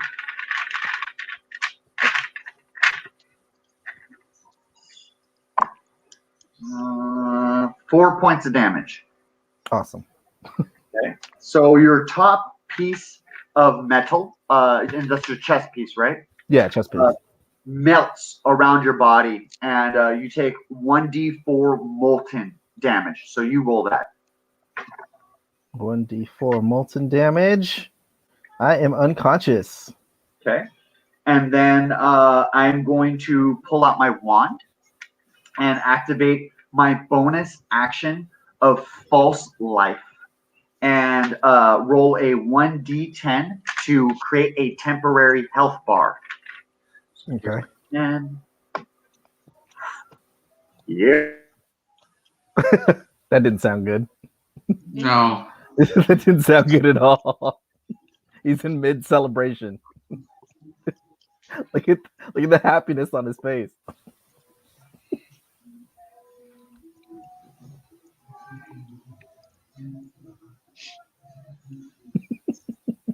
Y'all, I could have done something if I weren't unconscious. Now I'm unconscious too. Like I have such good spells right now. I don't know why I didn't cast Boo Bubble first and then throw Only if the internet was just so much better. So a green smoke blows over his body and creates like a barrier, a small, thin barrier of green smoke of plus 10 health points. I end my turn. Okay. Everyone's at 0 right now, right? They're unconscious. Mhm. I run over to them and forcefully, but in a way that they won't choke on it, shove a pound of crustacean into each of them, which gets them above 0. Okay, so how much does the crustacean heal them for? 1d4 or 1d6? 2d4 or 1d6? I'll roll for 2d4. They do. Good luck. They do. Oh, they do. Oh, Okay. we do. Okay. All right. Okay. See, I told you crustacean saves the world. Okay. 2d4 healed me for 5 points. Go. 4 points. There you go. So they wake up from unconsciousness with crustaceans in their mouth.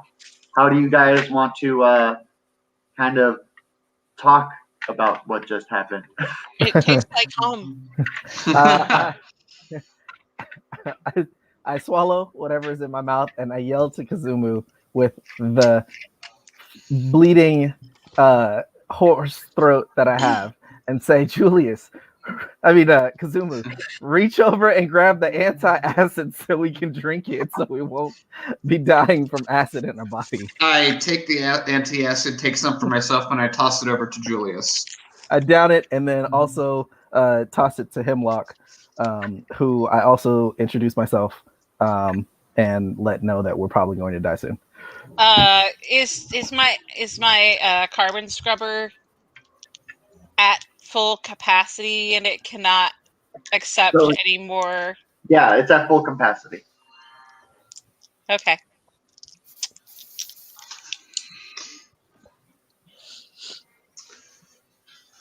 Oh yeah, and I still did my roll for my troll regeneration when this is Yeah, I was waiting on that. Yeah, okay. Yeah. I got 13. So I'm back at full health. Oh, and I just remembered. At every level, we gain health, right? Yeah, you roll for your hit dice. And what do I roll for that? Your hit dice. Okay, since I have just been made not unconscious, I don't have actions this round. Is that correct? You have actions this round. Oh, cool. A other party member healed you.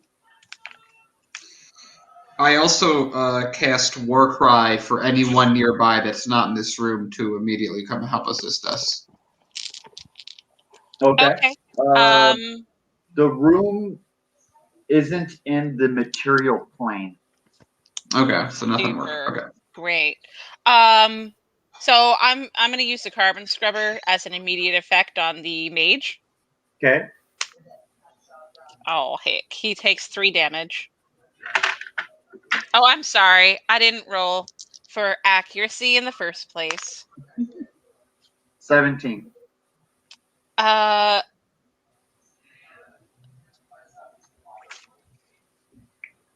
Okay, I got 18. No, I got 20. Nice. 20. Crit. So Yeah. you're going to do double damage. Oh, okay. Then he takes 6 damage. Guys, it's Daniel with another perspective here on Earthlands Media. Look, it's Daniel. It's Daniel! It's owned by that guy from Australia. The guy from Australia? No way. Tell me all about it. Hold on. I have to be the first person to comment. Always have to be the first person. All right.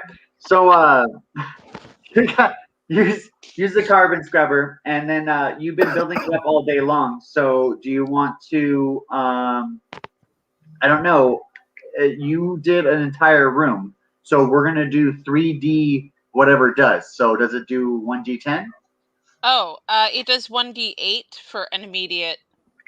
Okay, so for this one hit, you're gonna do 3d8 because you siphoned that entire room of pollution. Okay, and are we doubling all of that because it was a critical? No, whatever you roll, your total will be doubled. Okay, all right. So we start with 3, 7, and 7. So 17. That's awesome. Okay, Okay. so we do 34 damage, I guess. Yeah.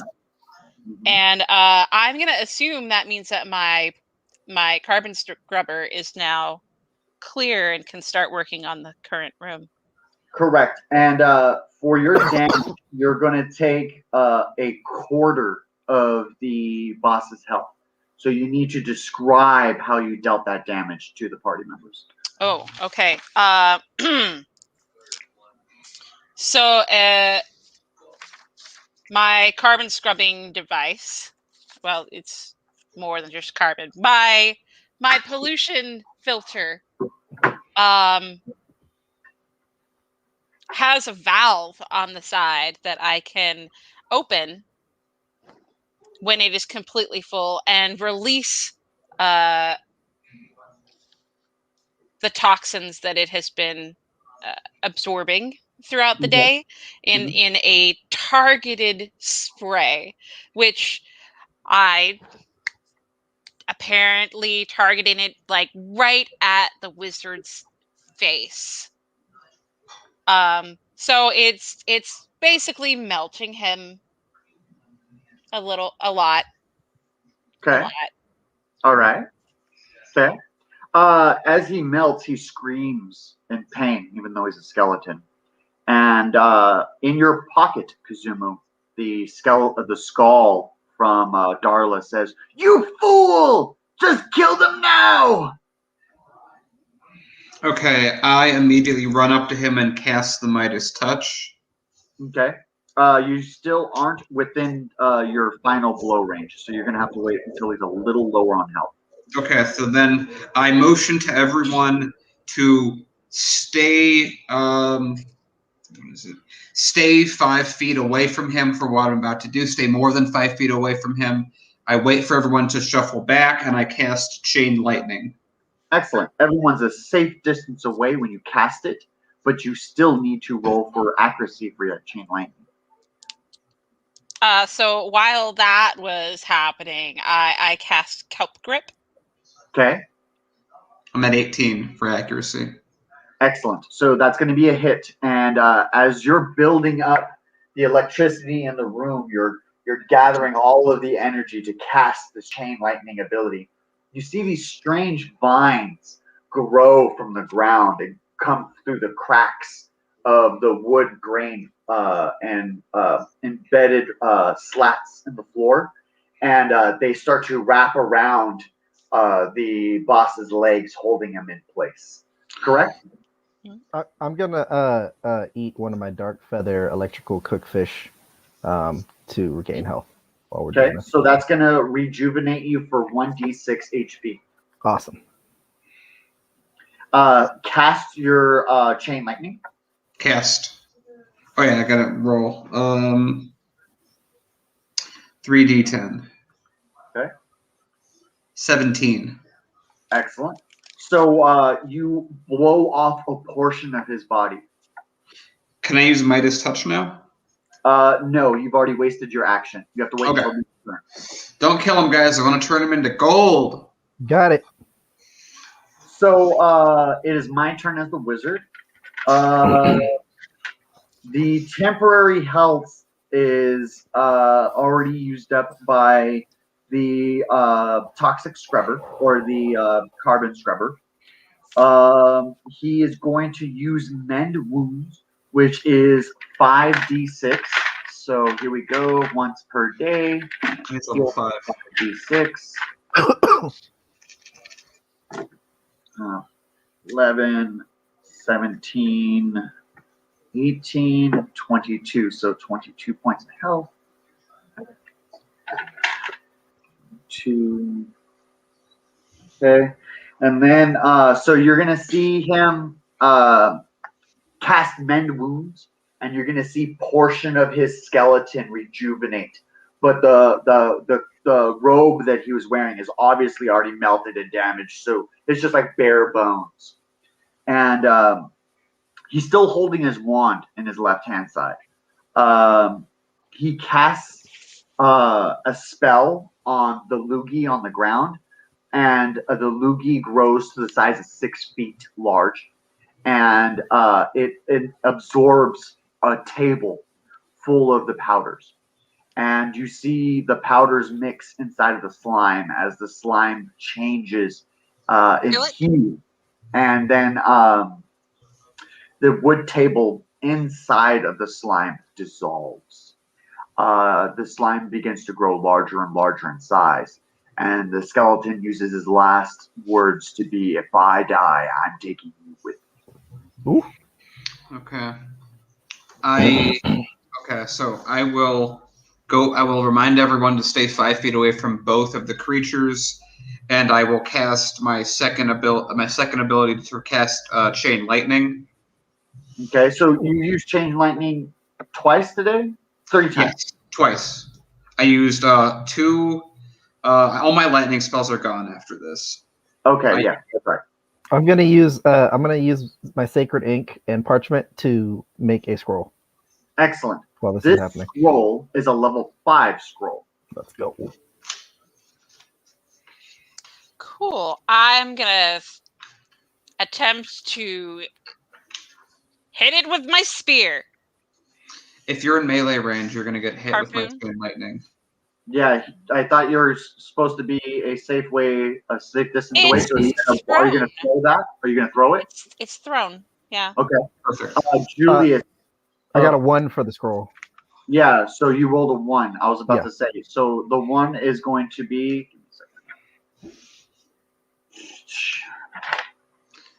Scroll of Greater Smelling. I was hoping for another teleportation scroll. It didn't work out. Okay, so it's 16. Does he get hit? No, it's 17 AC. When I do my my Chain Lightning, Glances off the side of his body. Wait. Does that include whatever AC that he would lose from being prone and grappled?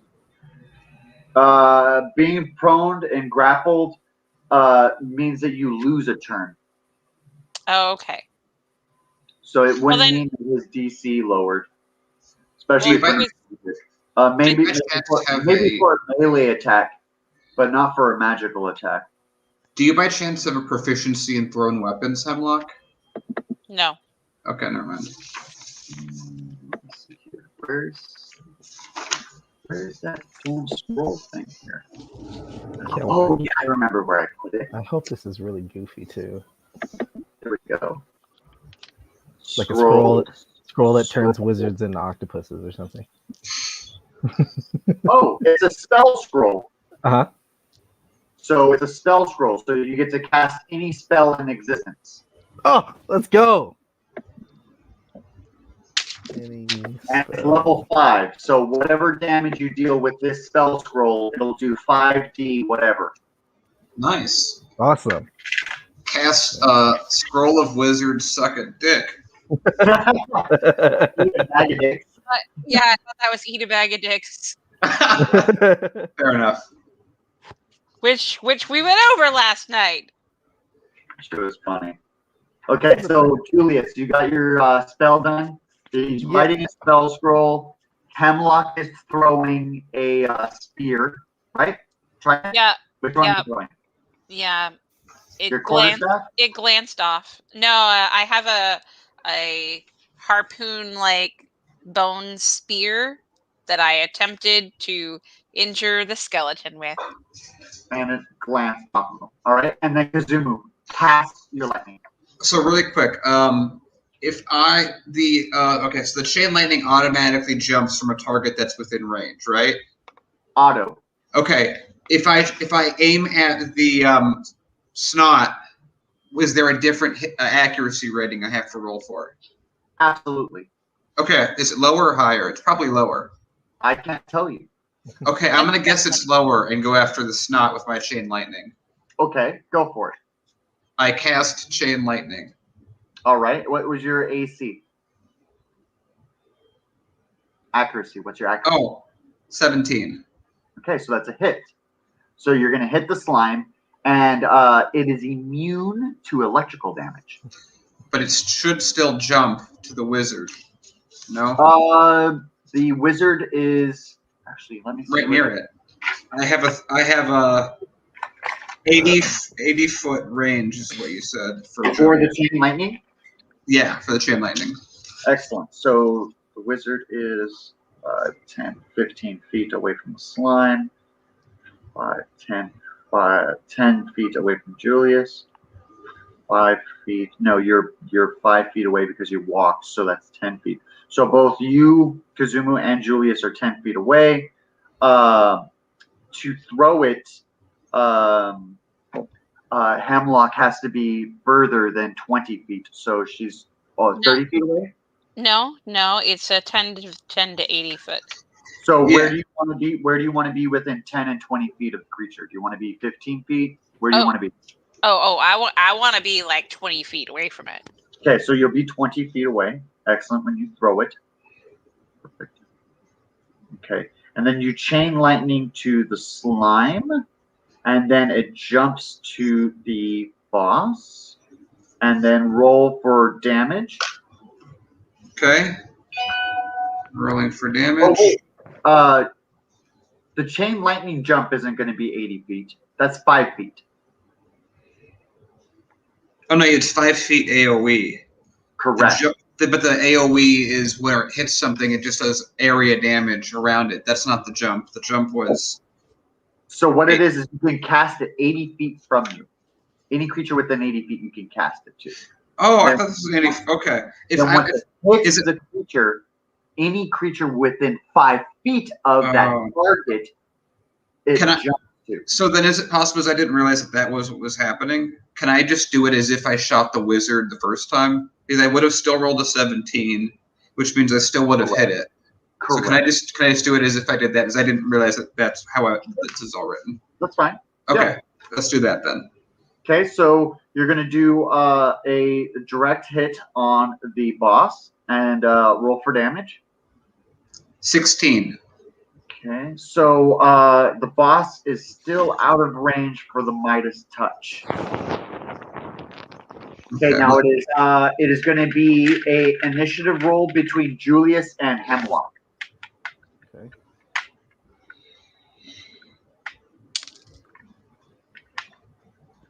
I go last. I got a 19. Nice. Oh, I definitely went last. Julius goes first. Yeah. I'm going to. So the slime is slowly growing in size. It is now 10 feet wide and 10 feet tall. Okay. I am going to use that scroll that I made and cast a level 5 containment around the slime to seal it. Okay, so it's a sealing spell. Yeah. And sealing spells are up to 24 hours for level 5.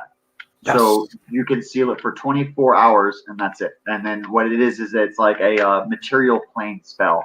It holds it in. Have you ever seen Superman when he defeats those guys and they get trapped in the diamond and they fly away? It's a lot like that. Okay. All right. So that 24 hours should give us enough time to deal with the slime monster, and should also give Kazumu enough time to run up to the wizard and use Midas Touch. Get our gold. Yeah, man. And then, so we're going to go over to Hemlock now to finish off that round, and then we're going to move forward. So I have some probing questions over here. my remaining 2 spells, I would interpret as needing to have lungs in order to cause damage. Yeah. Yeah. So not helpful. Super. Dude with the lightning, you're not going to throw any more lightning, are you? I have no more lightning to throw. Okay, great. How far can I move in a standard action? Or how many actions in a round? I believe your movement speed is baseline 30 at level 1. Okay. Cool. Then I'm going to run up to the wizard. Nope, I'm not doing that. I'm going to eat something first. Oh, wow. Okay. Yeah. A ration heals you for 1d6. Cool.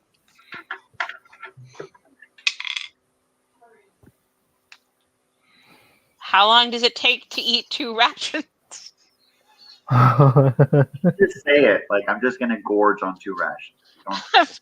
I'm shoving food in my face. You see that a lot with another player. It's okay.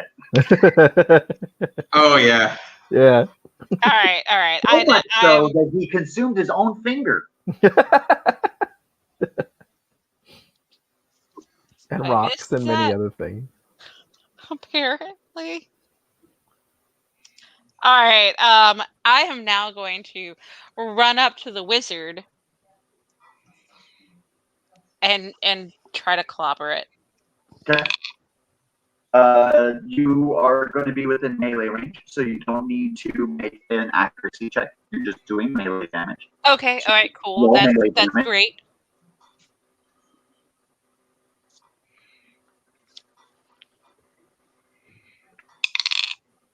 I hit him for 2. I chipped his pinky.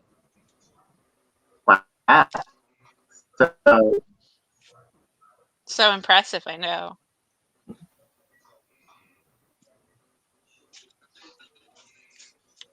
chipped his pinky. Go into the wizard's turn. The wizard is going to try to escape. So Can I distract him with my charisma to keep him from acting? Well, I got to attempt first, dude. You can do that, yeah. I'm not gonna say no, but I gotta at least attempt. Let me try to attempt first. So he's gonna attempt to make a portal. And He's gonna attempt what? Hey, wizard, you're just a bunch of bones. Look over this way. so he rolled a 19. It was totally he was able to create the portal. So now that he created the portal, Kazumu, you're gonna challenge me for a I guess how would you say distraction check? Distraction. Yeah. So challenge me on a distraction. Hey, look, a distraction. No, with a 1d20 challenge. Oh. Hey, look. 4. 13. All right. So what distraction am I staring at? Oh, I'm dropping trow because that worked really well last time.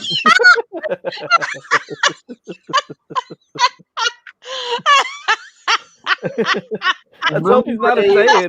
Lost it off of his pale white bones. And like he responds, I've never seen anything like this in my life. Most people haven't. Okay. So you got him distracted. That's so special. He's gonna then lose advantage on any attack rolls. But I'm not attacking. I'm gonna try to flee. So are any of you within grapple range of me? I am. Okay, I should be as well. You're gonna have to do a strength check against me because I'm gonna try to loop through the portal. Can I 14? 19. Okay, wait. Let me. can I See what can my- I Is a yeah. strong heckin' Wait, Can I- one more skeleton. 19. Wait, are we just rolling a d20? No, who's within melee range? Hemlock was within melee range. If he's going to a portal, I'm up right up to him, mooning him, so I'm there as well. I'm not Okay. in. I'm not next to him, but I'm in. I have my rifle. Can I Okay, try to so- shoot his leg? You're gonna try to shoot his leg. You're gonna have Yeah. to roll higher than 19. Oh man. Well, You got it, man. it's worth a shot. Let's give it a shot. 10%. And the same thing for you, Kazumu. If you wanted to do something while troweling, you're going to have to roll higher than a 19. Okay, let me see. Okay, well, let's see what I got. I don't do that. Roll d20. Okay. I hit a D20 for actually trying to hit him. I got a 2. Awesome. Oh, Awesome.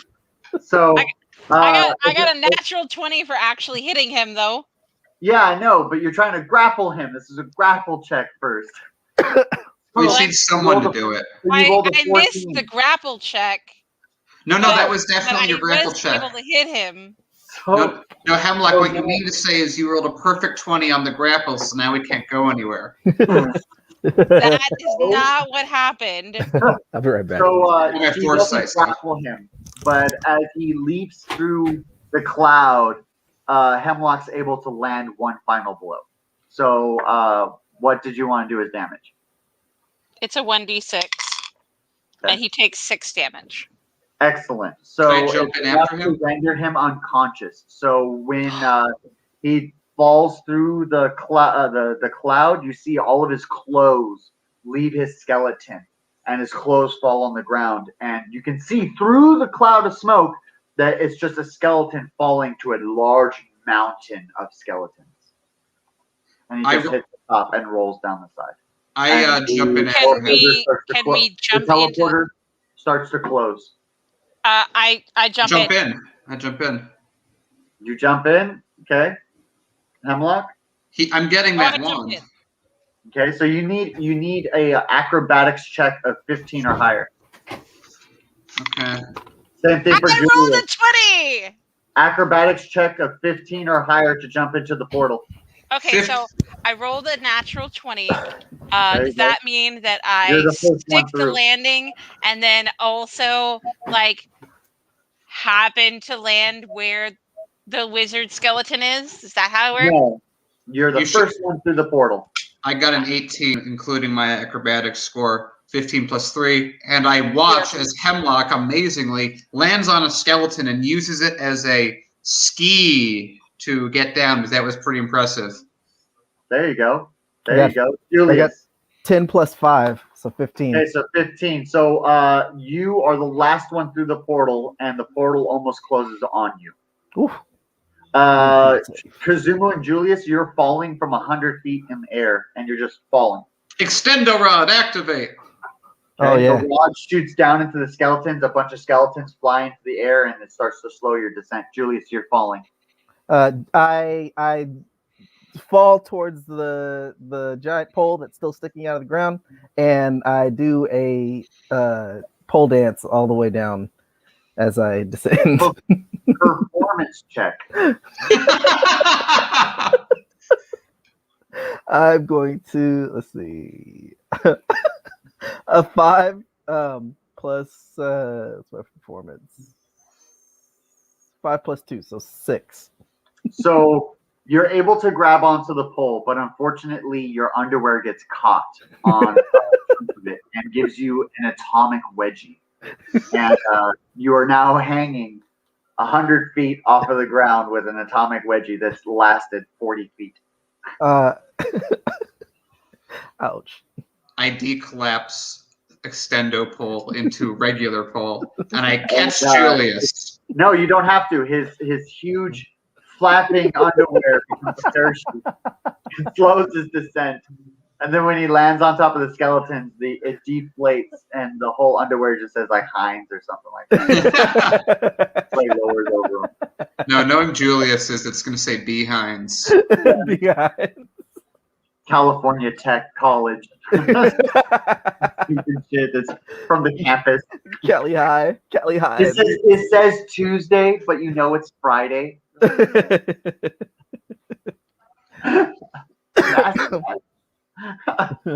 So you all landed on this large mountain of skeletons, and you aren't able to see exactly which one is the boss. I do my foresight and I want to go and touch every skeleton, and it helps me pick out the one that is the boss. Your foresight does not do that. Your foresight shows you that you actually landed the Midas touch on the boss.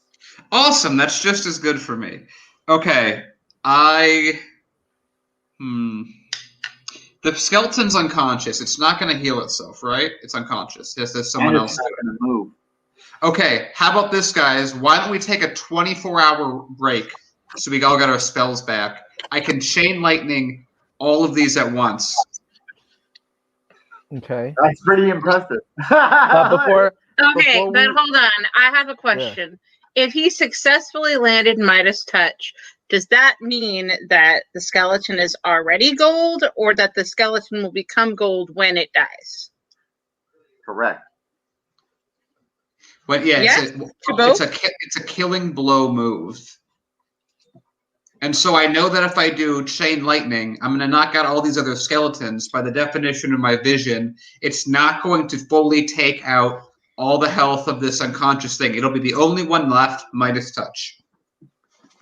Also, before we go into the 24-hour thing, I'm going to rip off a patch on my patchwork jacket before the 24-hour mark and use it to create a machine or a potion that regenerates my hand. Just why not your arm? Why not get your my- whole arm? Well, my arm's still zombie. I know. it's, Why not? A it's- patch will do that. Potion of limb regrowth. Yeah, potion of limb regrowth. There we go. We're gonna work It's on. got to be a troll. That'll take care of itself. They're still working on the antidote right at the town. So Yeah. I think we'll still. I think I kind of want to keep the zombie arm just because if I hit anybody with it, they turn into a zombie. So I'm gonna hang on to it for now, but I get my hand back. So 24 hours elapse, and there's these goblins that come out of kind of like these small caves that are constructed out of rib cages. And it seems that they're sifting through the skeletons for valuables. And you see that they kind of like gather all of these like small little trinkets and shiny objects, and they put them in their thick black fur cloaks. And you see them kind of like scurry down into their holes in the ground or in the hillside because the hill's made out of skeletons. And during your 24 hours, you're going to set up camp, and you're going to do three things. Each one of you are going to roll a random encounter, number one, and each one of you needs to consume 1 day's worth of water. None of you have consumed water today. Okay. I use my water skin that has water in it to consume my water. It is now empty. That's fine. I'm gonna use one of my 5 water flasks, and drink one of those. Okay. I'm also drinking one of my 10 water skins. Excellent. Excellent. And then finally, each one of you will need to accept or deny 8 hours of solid sleep. Of what? Sleep, yes. Thank you. Yeah, I need some sleep. I'm gonna deny it for now so I can keep watch. Okay, so you're going to take 1 level of exhaustion. Okay. And you are keeping watch. So during the night, you're watching the skeletons, and your successful watch has prevented any of them from reanimating and surprising you guys in the middle of the night. Let's go. Awesome. We are now Super. going to roll random encounter for each one of you, starting with initiative rolls. So each one of you roll initiative roll to see who does random encounter first. 20. Okay. Julius? I am going to roll a. Damn, 2. A 2 again. It's a 2. Again. Oh, I got 4. All right. So I'll go Christine, last. you're going to go first for random encounter, Hemlock second, and Julius third. So roll for random encounter, Kazumu. D20? Yes, sir. Yes. 10. There is a herd of animals that are coming through the material plane, crashing through the wall. They're not physical, they're actual spiritual creatures lost to the fabric of space and time. You're going to roll 1d6 for spawning these creatures. 5.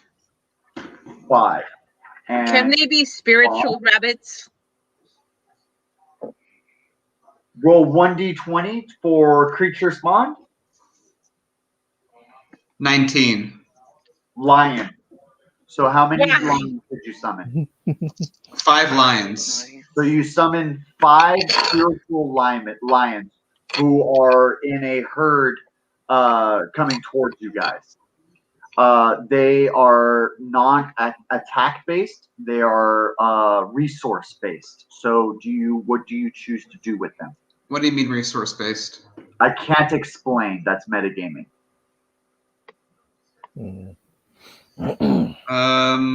Like I said to Julius about the mosquitoes, don't assume things don't have any purpose.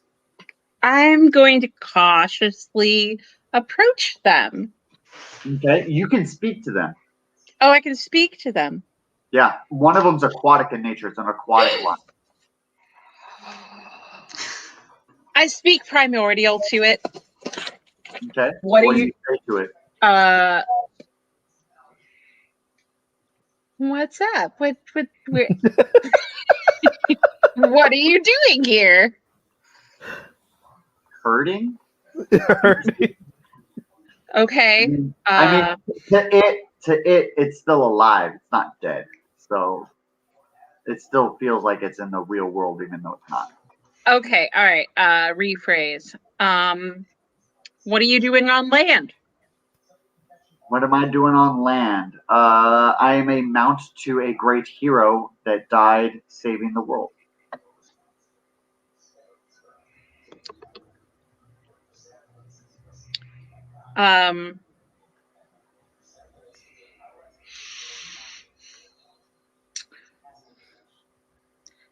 Did you die with them?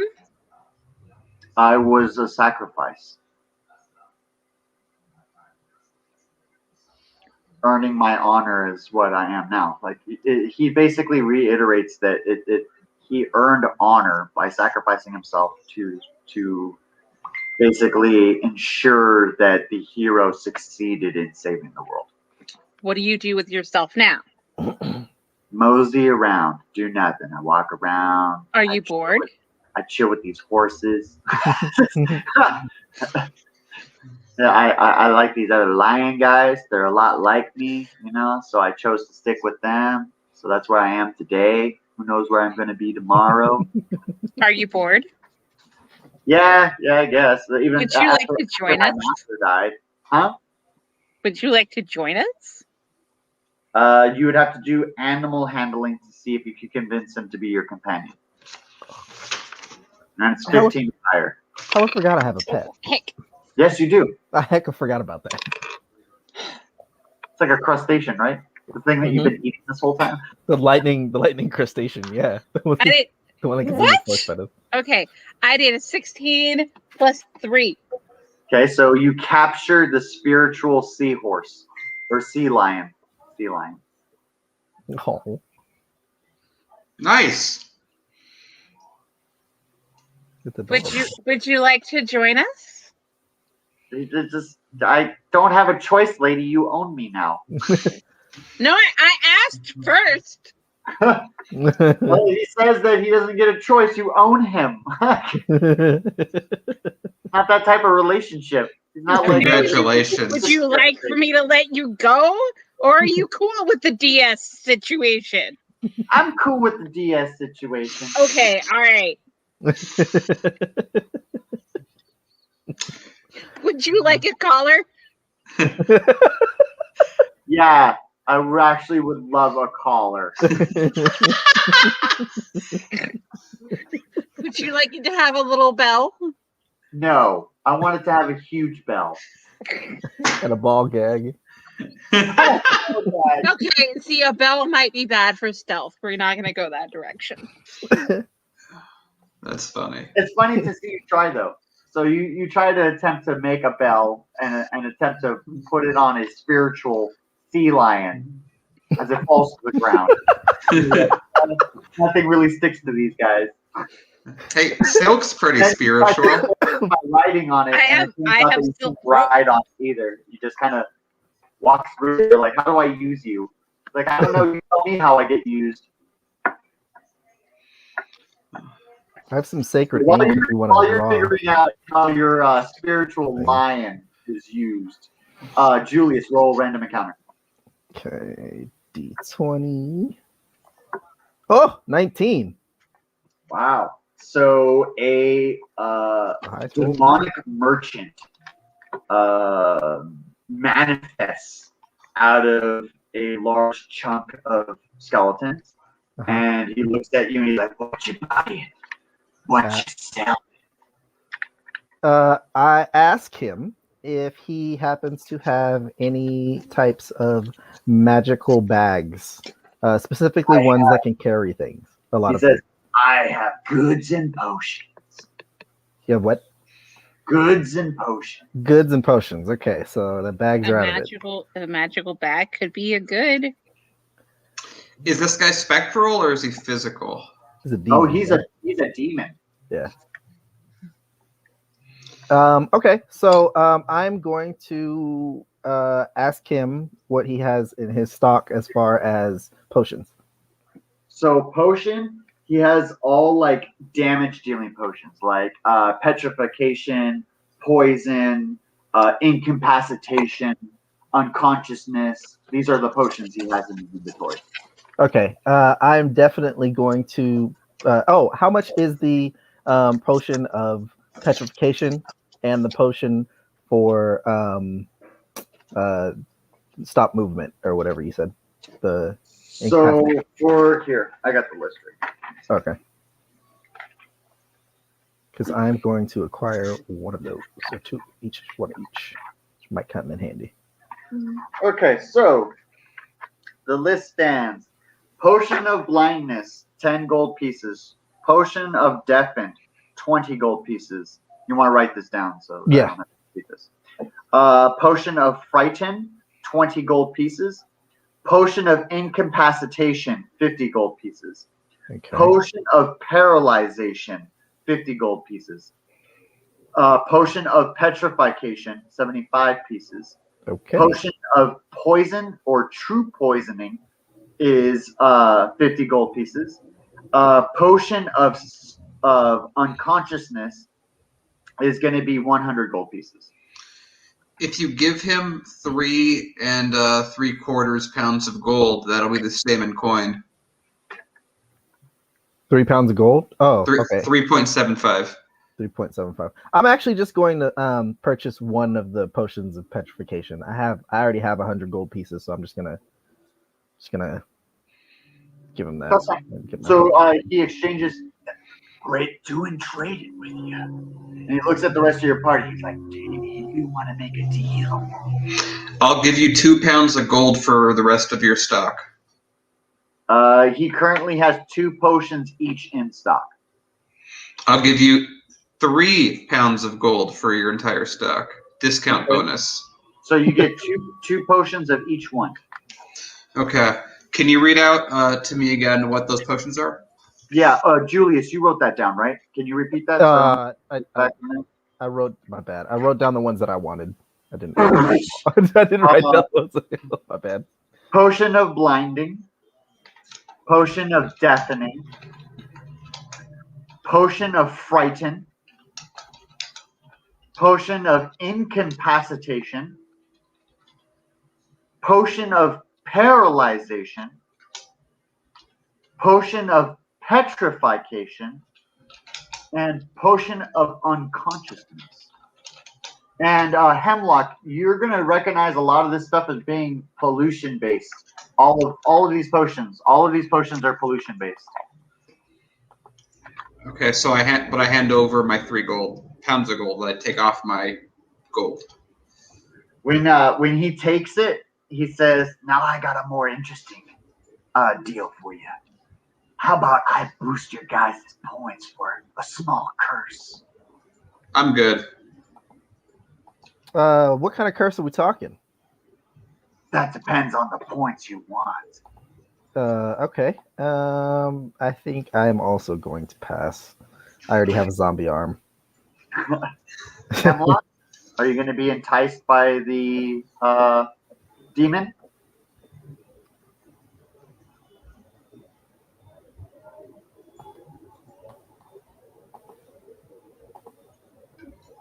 Right back. Mm-hmm.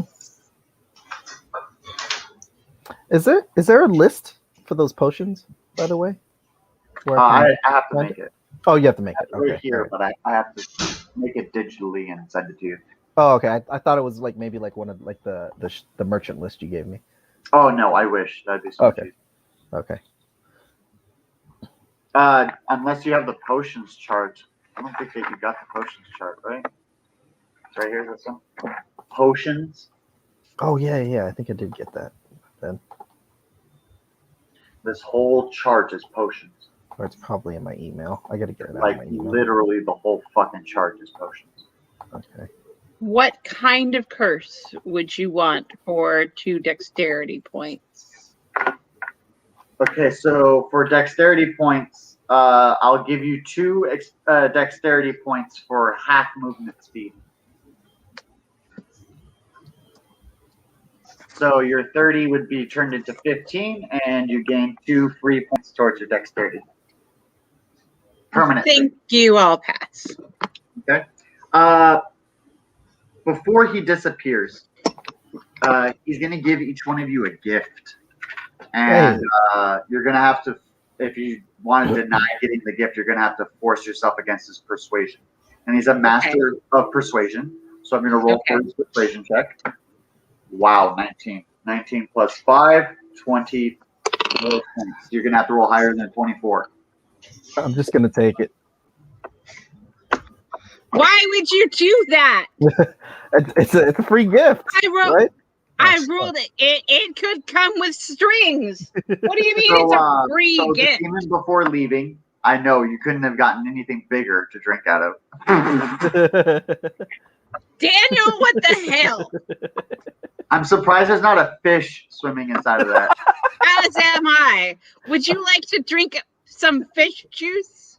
No, he's gonna kill it in one shot. Wait, hold on. Almost. I'm gonna put His my stomach tag just in it. pops on screen. You're like, oh my god! Yeah, you just want it. So the demon before leaving decides to give each one of you a gift. And the persuasion is 23 or higher, Kazumu. So they both failed. So you're going to try to... Yeah, I got 22. Like, what do you want from me? Oh my gosh. Pretty close, but no cigar. 1 second, let me figure out what I got to roll. Actually, 24. I'm sorry. 24. 19 plus 5 is a 20. What do I have to roll for again? It is persuasion. You're being persuaded by the demon. I have a +6 persuasion, so I need an 18 or higher. You need a 20. Yeah, or an 18 or higher. Yeah, good luck. Okay, so I have a 10% chance. Fucking 1. He gives you 2 You're gifts. like, yeah, great. Thanks so much, friend. I love you so much right I now. would love another one. So he gives you 2 gifts. Oh, no. The gifts are going to be as such. Hemlock, you're going to receive a cursed a fishing lure that's going to replace your fishing lure right now. No. The fish that you fish with the fishing lure, the fish will come back on the lure rotten and unedible. Julius, Can I get your rid of gift is a replacement to your magical pen. He replaces your magical pen with his magical pen, and you don't know what it does yet. So it's the same magic. That's what you believe it to be. You're like, this looks identical to the one I already got. And he's Well, like, yeah, no, but it's not better. we didn't know what it did in the first place either. What my original pen did either. So. And then Kazumu, you get a chastity with a lock on it. Preventing you from mooning. And the second gift you get is lead boots that are bound to your feet. And they slow your movement speed by 5. Wonderful. And those are your gifts. And Whose idea was this demon merchant anyway? Thank you so much for your offerings today, and I'll see you later. And he just kind of swirls into the air and poofs out of existence. Hemlock, you're the last one to roll a random encounter. I was actually supposed to be the second, but that's all right. Oh yeah, my bad. I thought Julius rolled 1 point higher than you. I rolled a 2. I rolled a 4. Okay, you're right. Yeah. All right. We got a 2. Tell us Wow. what we won. Did you roll a 2? Yeah. Okay, so lightning storm erupts in the clouds above you. Roll 1d10 for lightning bolts. Come on. 1. 1! One single lightning bolt. Each one of you need to make an acrobatics check to avoid getting hit. It needs to be 15 or higher. And if you roll lower than 15, you receive the damage from the lightning bolt. I got 14 plus. You said acrobatics, right? Correct. No, plus 5, so 19. What's my damage? Lightning bolt. I'm gonna roll for that right now. Yeah. 8.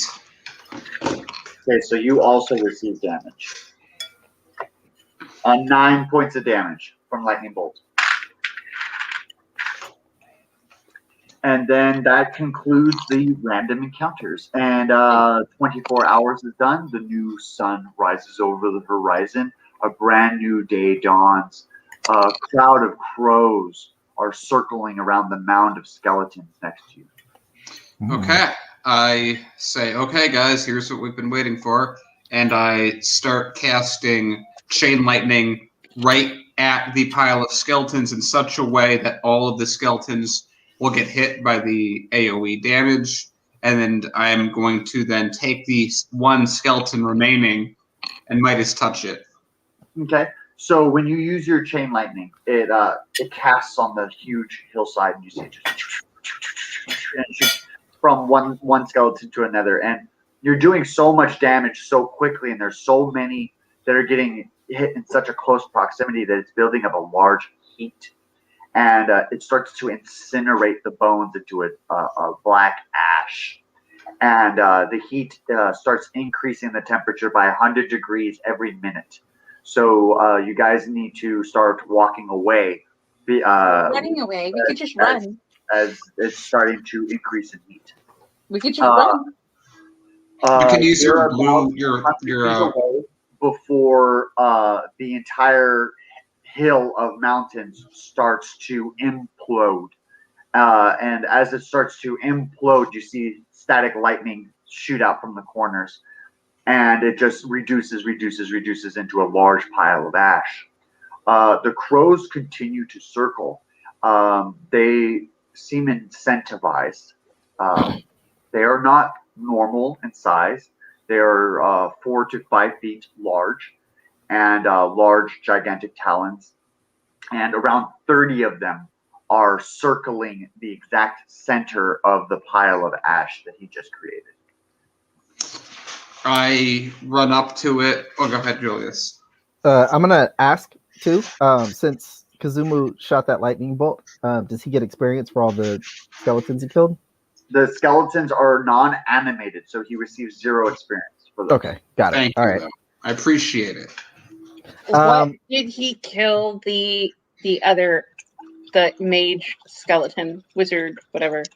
Well, No. we know I couldn't have because my foresight taught me that I would be using Midas Touch on whatever was left. And so I do go over to this pile, and I see in the midst of the ash, I start moving it around. I use my lead boots because why not?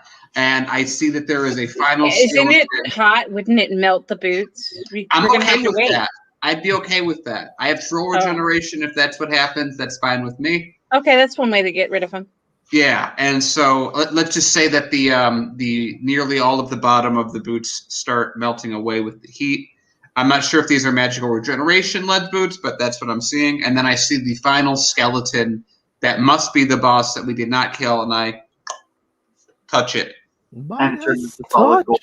It is a solid gold skeleton that weighs 175 pounds. Okay, and I yell at everyone, okay, guys, drop what inventory you don't want. We got some gold to pass around. So each one of you are going to receive 500 experience points for this. Yes. Okay, remind me what I roll for my extra health points. Your hit dice. I'm still level 3. Mm-hmm. Oh, yes. Okay. And then Kazumu, you're going to need to roll 3 random encounters because you were the one to kill the boss. Okay. So 3 6-sided? No, 1d20 random encounters 3 times. Oh, okay. And only you will have this happen to. 10, Okay, so 20, 10, 17. Wait, 1 second. So Sure. 10. One at a time. Another herd of animals come marching down the way towards you guys. Roll 1d6 to spawn them. And then roll 1d20 to choose the type of animal. 3d6, 18d20. So 3 large tortoises start to slowly march across the landscape. The second random encounter that you did? Can we eat them? Yeah, I was gonna Do say whatever you want with them. Okay, But I only harvest the Kazumu- tortoises. But the problem is that this is only for Kazumu. This is specifically just for him. I see. Okay. So it's Again, up to him if he chooses to do something like that. The next, I rolled a d20. That was my second roll. Okay. So you're able to manipulate the weather. What do you want it to be? I'd like it to be nice. Like sunny? Nice. Nice. 65, 70 degrees. Yeah. Clouds in the sky. See? Okay. Hemlock understands what I'm talking about. There you go. Clear mountain, ashy You air. manipulate the weather, and you make it nice outside. And the final random encounter. With a 17. 17. You discover a scroll in the pile of ash that you're digging through. Roll a 1d4.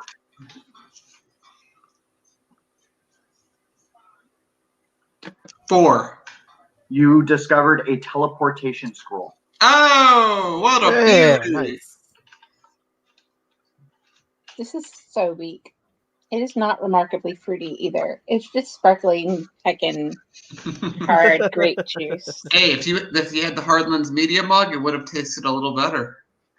Actually, anything you put in here, it does taste better. It's actually true. Even air. Okay, so we have some turtles that are coming my way. That must be what's wrong with it. Yeah. Yeah. I harvest the turtles and I split the They're meat among the tortoises. party. I split the shelled animals 3 ways among whatever I'm able to get in food. Each turtle has 10 pounds of meat and a turtle shell. Okay, I'll take. Or everyone, you get 10 pieces of meat and a turtle shell. You get 10 pounds of meat and a turtle shell. Everyone gets 10 pounds of meat and a turtle shell. Cool. I spent some time making turtle shell backpacks. I am now a ninja turtle. Awesome. Oh, that's awesome. Does it carry anything, or is it just a fashion accessory? You said they were really big turtles, therefore it carries stuff. How much? How big were they? I think they could carry 50 Enough for pounds worth of 25 stuff. pounds for sure. Okay, so if each one had, was it 10 pounds? Yeah, if each one had 10 pounds of meat on it after being cleaned, then they were pretty big. They were like this. Yeah. Yeah. So it carries like this much space. I'm going to say that's 25 50 pounds. pounds. 25 pounds? Yeah. Up to 50, depending on density of weight. Yeah. Hemlock has very good skill with this. This is her entire character. I think she could double the weight capacity. I think if she found some more materials readily available near her and she used her MacGyver skills in a unique way, I would totally agree with that. But since she's lacking to do this, I would have to say no. Okay, so I take my turtle shell. I take my turtle shell and give it to Hemlock and ask him if he can also make me a backpack. Yes. Thank you. Okay. However, Okay. We still need to discuss the fact that you kicked my ass for no apparent reason, and I demand recompense. I would say that you should not be in the. I mean, I'll put it this way: if you had not been captured by the wizard, I would have not had to try and save you as well as I did.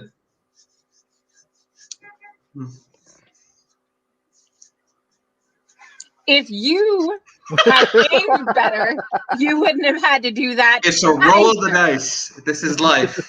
You guys are arguing, and yet you have never introduced yourselves to each other. I did. That's fair. We probably should have done that in the 24. I'm just going to say that we did that in the 24-hour period that we rested. No, you ignored each other, and you stayed fine. That works also. Because mainly Julius didn't have anything to wipe his ass with, so he reeks of shit. It's me. That's me right now. That's what leaves are So they for. really don't want to sleep too close together. All right? I have my hand back though. Yeah, irony of ironies. I left all of my. I'm so glad you have soap. I have soap as well. But I left my tent and my bedroll and blanket and shit back where I got hijacked. So are you gonna bunk with one of these guys? No, I'm gonna sleep on the ground. You know what we could do? I'm gonna let you use my bedroll since I obviously don't want to get it dirty with shit, and I'm not. I'll sleep on the ground. I have an idea. We can do something else, guys. I have a scroll of teleportation. I say we drag the skeleton, which we haven't broken apart yet from the gold pieces it has. He still has 150 pounds of gold? 175, he said. Okay, 175. I say we bring the gold skeleton over here where we're at. We all come together, and then I tell the scroll to not take the chastity belt or the lead boots, and we teleport back to where your stuff is. Okay, you're gonna have to also tell it not to take. Oh, I guess I wouldn't know that it's a cursed lure. It doesn't matter. I don't want the lure from the demon. Okay. Make it leave it also. So okay. Neither one of you know how scrolls work. So that's correct. Julius does. I hand the scroll to Julius and say, "Make what I just said a reality." So I gotta take this. Hold on. Oh my god, it's funny. I use the teleportation scroll to after everyone gathers together. I use the teleportation scroll to teleport us all, and including the statue, not including Kazumu's chastity belt or his lead boots or Hemlock's what did he Fishing get? lure. Fishing lure. I don't know that I have the magical pin because it just changed, so I don't know that. So we're gonna teleport to the town of Darkfeather with the gold, and we're also gonna leave my shit behind as well. Okay, so squeaky clean. Two things are gonna happen. It's a level 1 scroll. Oh yeah, that's right. Damn. So we're gonna roll on accuracy whether or not it works. Okay. All right. Number 1. Great idea to do with the scroll, but we're gonna see number 1 if it works. Okay. I'm leaving you, Julius. 50% likelihood of it working. Okay. So something is going to go wrong during teleportation. Okay. You wanted to go towards town of Darkfeather. Okay. Correct. So here we go. 0. So you don't end up at the town of Darkfeather. You end up in the middle of a desert. And when you arrive there, you are able to get rid of the equipment that you didn't like, but unfortunately, you all 3 of you are stranded naked with no equipment in the middle of the desert. I'm clean though, right? Huh? I'm clean though, right? You're clean, Okay, but cool. you need to inform the party that the spell didn't operate properly. The gold skeleton is and has been teleported with you guys, but unfortunately all of your clothes, armor, anything that was on you other than your actual skin was left behind. So are we talking inventory as well? Yes. Everything. So question 2. I know this is kind of like foreshadowing, but I'm asking because I want to. Am I supposed to delete it off my thing, or is there a possibility that we'll get it back? No. This is just remind yourself. Okay, all right. Okay, I got the solution to this, guys. Because with my new ability, I summon my communication owl, which can carry 30 pounds of things at a time. I then invoke the ultimate fly, which allows it to teleport. What it is. I have it go back to where our equipment is, everything we left behind, and have it bring it to us immediately. You know where you were. We're naked. No, but What? I'm asking We're not naked. What? Does he remember where you guys were before you teleported? Yes. And I do. Where was it? I want to hear. Oh. Because I didn't tell you. And if I didn't tell you, how the hell do you know? Foresight. Foresight's 10 actions from now. I know, but I did it. I did it. History check. Beforehand. If you remember. History Okay. check. Fine. Let's do that. That works out. 18 or higher. Okay. No. See, we were in the mountain Of skeletons that you teleported to through. Hold on. I'm sorry. Hold on a second. So wait, what do I have to roll? Where you are. I didn't tell you where you were, so he's gonna have to roll a history check. Okay, what's my history at? Okay. What does that give me? What do I need to get? 18. 15. My history is at 3. Okay, so 18. So you remember that you were in Bitter Ridge. I get the owl to go do the stuff I said, so all of our stuff should now be with us. Is it of its ability? How long does it take your first? It's instant. It's instant. Instantaneously? Okay, so instant in terms of this 10-day journeys. So it's incremental to Bitter Ridge. So Bitter Ridge from the desert, that's a 70-day journey. So 70 days instantaneously will be 7 random encounters. So to retrieve your goods, you will have to make 7 random encounters. Wait, to retrieve what goods? The goods that Kazumu requested from his owl. Yeah, so Hemlock, while you were on the phone, we used the teleportation scroll to try to go back to town, but we ended up in a desert and naked. Oh. Yeah. But also because we're naked, you lost the fishing tackle thing, and Kazumu lost his chastity belt. And okay, well, I guess that works. But if we're in the desert, how long does it take for us to actually get out of the desert? We don't know where we're at. First things first is that you're currently waiting for the owl to come back. So Kazumu has commanded the owl to go grab your stuff. How much weight does the owl carry? I thought we discussed 30 pounds. Right. Okay, so obviously you can't carry all 3 of you guys' party's equipment. So you need to make a list. Did we teleport without any of our stuff? Yes. Yes. Naked or just naked? Nothing. We got nothing. We got nothing except the gold guy.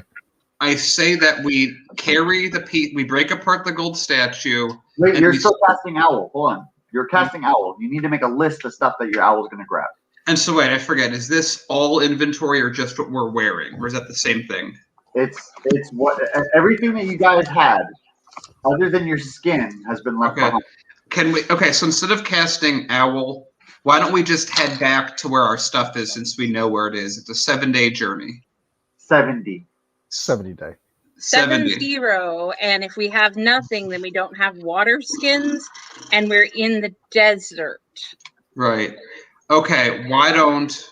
How about you you should prioritize our weapons and water, food. But either way, if we have to wait 70 days or 7 days, clothes. There's not going to be enough time for it to go in and get it and come back. So we're going to have to figure this out ourselves. The time frame between where you guys are and where the equipment is 70 days. Yeah. So to get those equipment, you will have to roll 7 random encounters. That in gameplay is instant. Your owl just shows up. But that's how we're playing it out.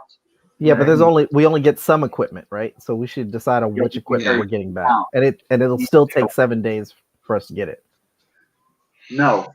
He says that transportation with the owl is instant. Right. But movement and gameplay isn't instant. It's 10-day journeys. Right. Yeah. So it's 70. So he's going to have to make 7 random encounters to have his owl instantaneously show up with the equipment he wanted. Does it make sense? Yeah. Okay. So now, so I'm gonna say, actually, I'm gonna change it. If we only can get 30 pounds, my thought is that we could just have the owl immediately just make a dozen journeys back and forth, which should be ideal. But 7 random encounters Per instance. You know what I'm gonna do? I'm gonna change what I'm doing. We can. What if?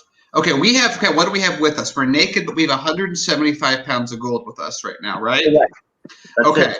I'm gonna have the owl find the nearest place that we can buy 3 horses from. There is a Water. oasis around 5 hours journey south from here. Perfect. Then that's where we need to go. We're going. Yeah. Let's bring this skeleton and then let's go on the quest to get our gear. So how are you guys going to drag this skeleton? Let me actually roll for temperature. So it is Please be nice. 102 degrees outside. Can we wait until nightfall? And then arid desert. Yes, sand dunes. So it's not. You're walking on sand dunes for 5 hours. Can we sit in the shade for until nightfall? Dunes don't grow trees. Dunes have shade depending upon where the sun is at. Correct. So is that where you want to hunker down into the shady parts? It'll extend the time length that it takes you to get to the location. It's only 5 hours away. It is only 5 hours away. We should be able to walk to it. How much damage is it going to take it? I come from the ocean. Also, for the gold guy, I'm going since gold's malleable. I'm gonna form it into jewelry that we can wear, crude jewelry that we wear to carry it. Beautiful. Wow, interesting. Split between the 3 of us. How much weight does each person carry? How much was it? 175 pounds. How much does everyone weigh? 135. I am 106 or 170. I'm what 180. you really should be asking is what you can push, drag, or pull.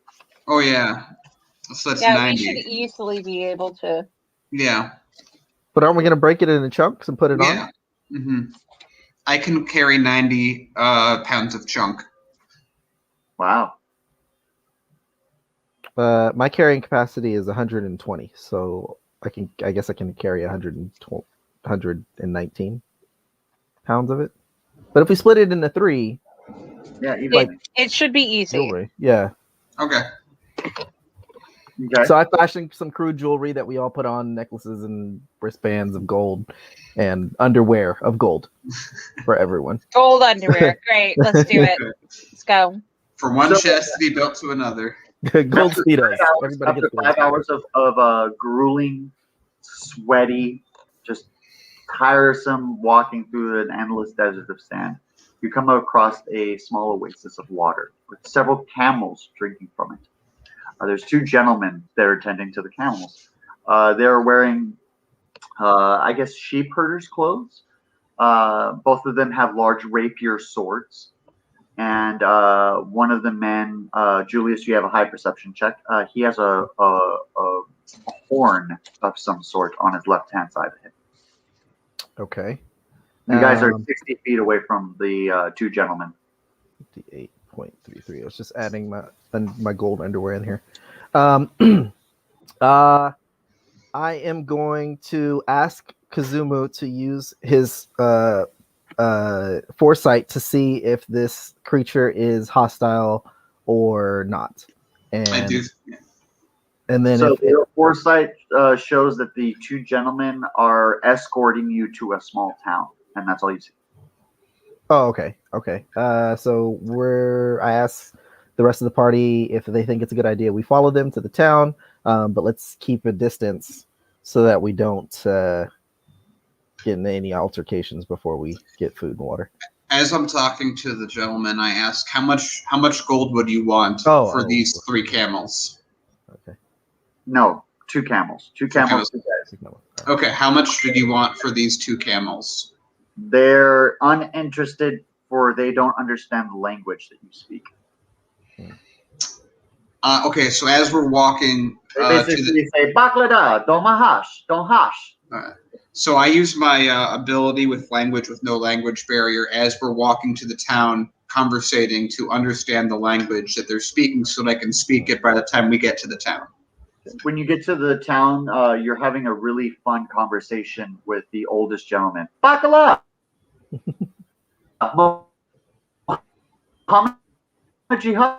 Durka, Durka, Durka. Okay, Ahmed. Hey, look, they have Dragon Ball Z where they're at, too.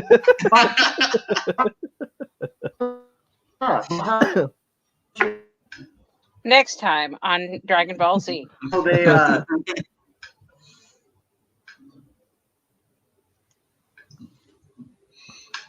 It always gets him when he's blinking.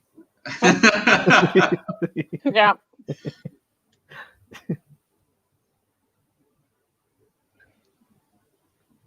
Oh man. Durka Durka Jihad Terror.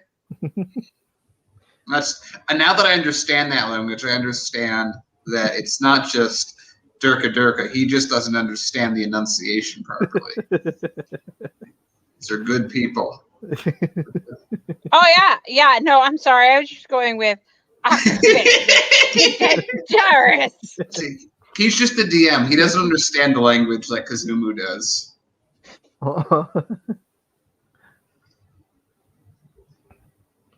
Oh man. Oh, he's gone completely. Okay, guys, you heard it. We're the GMs now.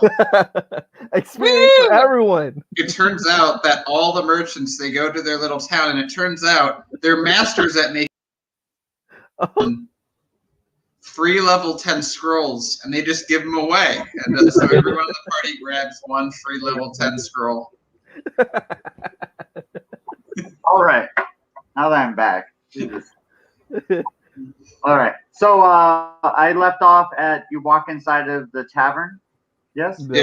You were literally just trying to poorly imitate the language, which my character now knows. Yeah. Oh, Bakala, Muhammad Jihad, Durka, Durka, Durka. Yeah. So they escort you into a tavern. It's a building made out of clay. 2 windows. Some children play outside. There's several people that are gathering water and food around town. There's a group of women that are gossiping and they're pointing at you. There's a street filled with essences and fine spices that people are interacting and exchanging in goods. But he leads you guys into this tavern, and when you walk inside, there's other jihad that are drinking from tabletop.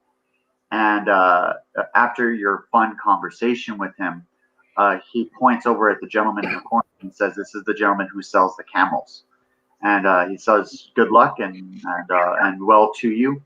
And then they go off to go enjoy a drink together at the bar. Okay. I walk over to the gentleman selling camels, and I say, "How much is a camel?" Excellent. So while you're having a conversation with the gentleman with the camel, each one of you is going to enter free roam. So start off with Hemlock. You're entering free roam. Where would you like to go? What would you like to do? I'm gonna look for a local jeweler, or metalsmith, like a silversmith. Okay. So you leave the tavern and you depart from the group and you try to hunt down a silver worker. And it takes you about 45 minutes to hunt him down, but you find him. Julius, you enter free mode. What would you like to do? I would like to. Well, first I asked Kazumu if some of the gold that he turned, that I'm carrying, if I can use it, if I can have some. And then, it's yours. Awesome. And then I'm going to try and locate a bank to exchange it, so that I can translate it into gold coins, and we can go buy some clothes and armor. So you're going to come into a little bit of difficulty as everybody speaks a different language. Only Kazumu knows how to speak their language. Oh, so right. Okay. you will need Kazumu's assistance if you want to locate the bank and do transactions there. Okay. Well, I guess at this point in time, I'm going to. Or there is a chance that the bank teller could speak your common tongue, but you would need to gamble on that. Yeah, I'm just gonna go visit it. Yeah, we'll figure it out when I get there. I can always come back. Okay, so you leave the group and you find the bank. The bank's on the east side of town. It is a metallic building with several guards out front. When you enter the building, there's a long line, about 30 people waiting in line. You stand in line. Okay. Yeah. Kazumu, you continue your conversation with the camel seller. He says it's 50 gold pieces a camel. Okay, I offer him 1.5 pounds of gold that I'm wearing, which is equivalent to 50 pieces times 3. What portion of your body did you take the gold off of? Your diaper or what? Oh yeah. No, there's kids around. I can't do that. I take one of the pieces of jewelry that I was affixing on my ring off that weighs 3 pounds, not 3 pounds, 1.5 pounds, and I hand it to the gentleman. Okay. He says that this is more than what's needed, and he gives you 3 camels. Wonderful. I'll ask him, since it is more than what is needed, if he could equip us with some basic provisions to travel through the desert, complimentary. He says that he doesn't have that in inventory, but if you hit the local market, you can acquire those things. Okay, I ask him to give me the difference of what I overpaid him so I can do just that. He gives you 50 gold pieces back. Perfect. I check on the camels, and then I head to the market to get basic provisions so that we can go get additional gear. You earn 50 experience points from the transaction. Awesome. Ooh. Hemlock, you discover the silver worker. It's a woman. She's hard at work, sweating over a forge, and she has quite the span of silverware. Okay. Well, understandably, we don't speak the same tongue, but I gesture and ask her in my tongue anyway if she can melt it down for me. Melt? She points at like what? Like what are you pointing at? The gold bones. Oh, I thought they made it into jewelry for you as well. Yeah. Well, I mean, it is jewelry, but I mean, it's not like we're gonna stand around and like hammer everything down into. Okay, so she'll smelt it for you. It's free to smelt. You just use the forge itself, and you gain blacksmithing skill. Cool. So your proficiency and your proficiencies, you're gonna put blacksmithing. And you smelt a gold bar for a pound of gold. So how many pounds of gold do you have equals how many bars you smelted. Cool. So I'm going to assume that we divided them roughly equally and say that I've got 55 bars of gold and I'm now naked. No, I'll stop after 1 and go. Construct clothes out of gold bars. No. I like gold. No. I'll stop when I get to the loincloth and go forth into the market. Okay. You're asked by several people, or they actually don't ask you, but they look at you with distaste because you're wearing such little clothing. And all these people are so clothed, you only see their eyes. They're overclothed. Julius, that would be the same as what we were doing before because there wasn't a lot. There's not a lot you can do with I guess so. Basic jewelry. Like if they were looking at us weird before, they're still looking at us weird. So Julius arrives at the front of the line. And the bank teller is very happy to negotiate terms with you. And indeed, he does speak some common language. So it's tidbits. Okay. Listen, sir, I would like to exchange this gold for gold. But easily countable gold. So the guy behind you, he chuckles and he says, "Dude, just open a bank account." Okay.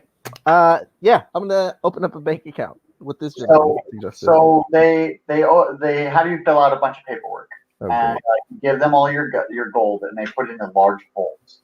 So now he's naked. Scroll. They come back with a small scroll and they give it to you. And the gentleman that's standing behind you realizes that you've literally taken off everything that you have. So he takes off his coat and he drapes it over you and he says, "I know it's not a lot, but at least this is better than nothing." And he continues to go to another teller and do stuff at the bank. Your scroll is a voucher that's redeemable at every single location within the town.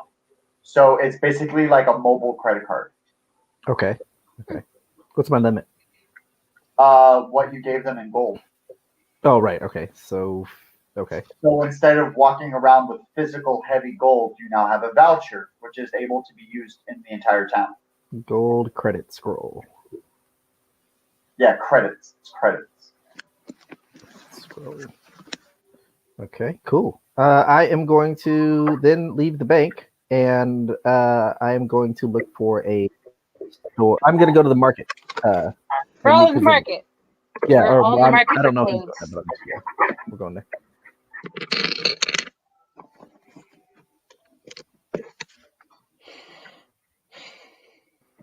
Oh, I thought he was waiting for me to finish. Is he frozen? Where are you gonna go? He's frozen again. We're all in the market for clothes. Yeah, we're all going to the market. Okay, you're all going to the market? Yeah. Okay, so All converting.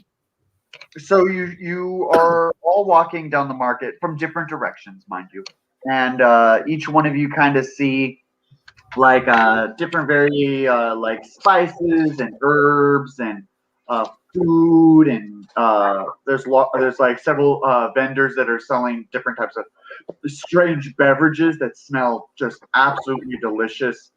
There's a lot of street vendors that are cooking food right there on the street, and children come up and order. There's a candy store that is selling sweets.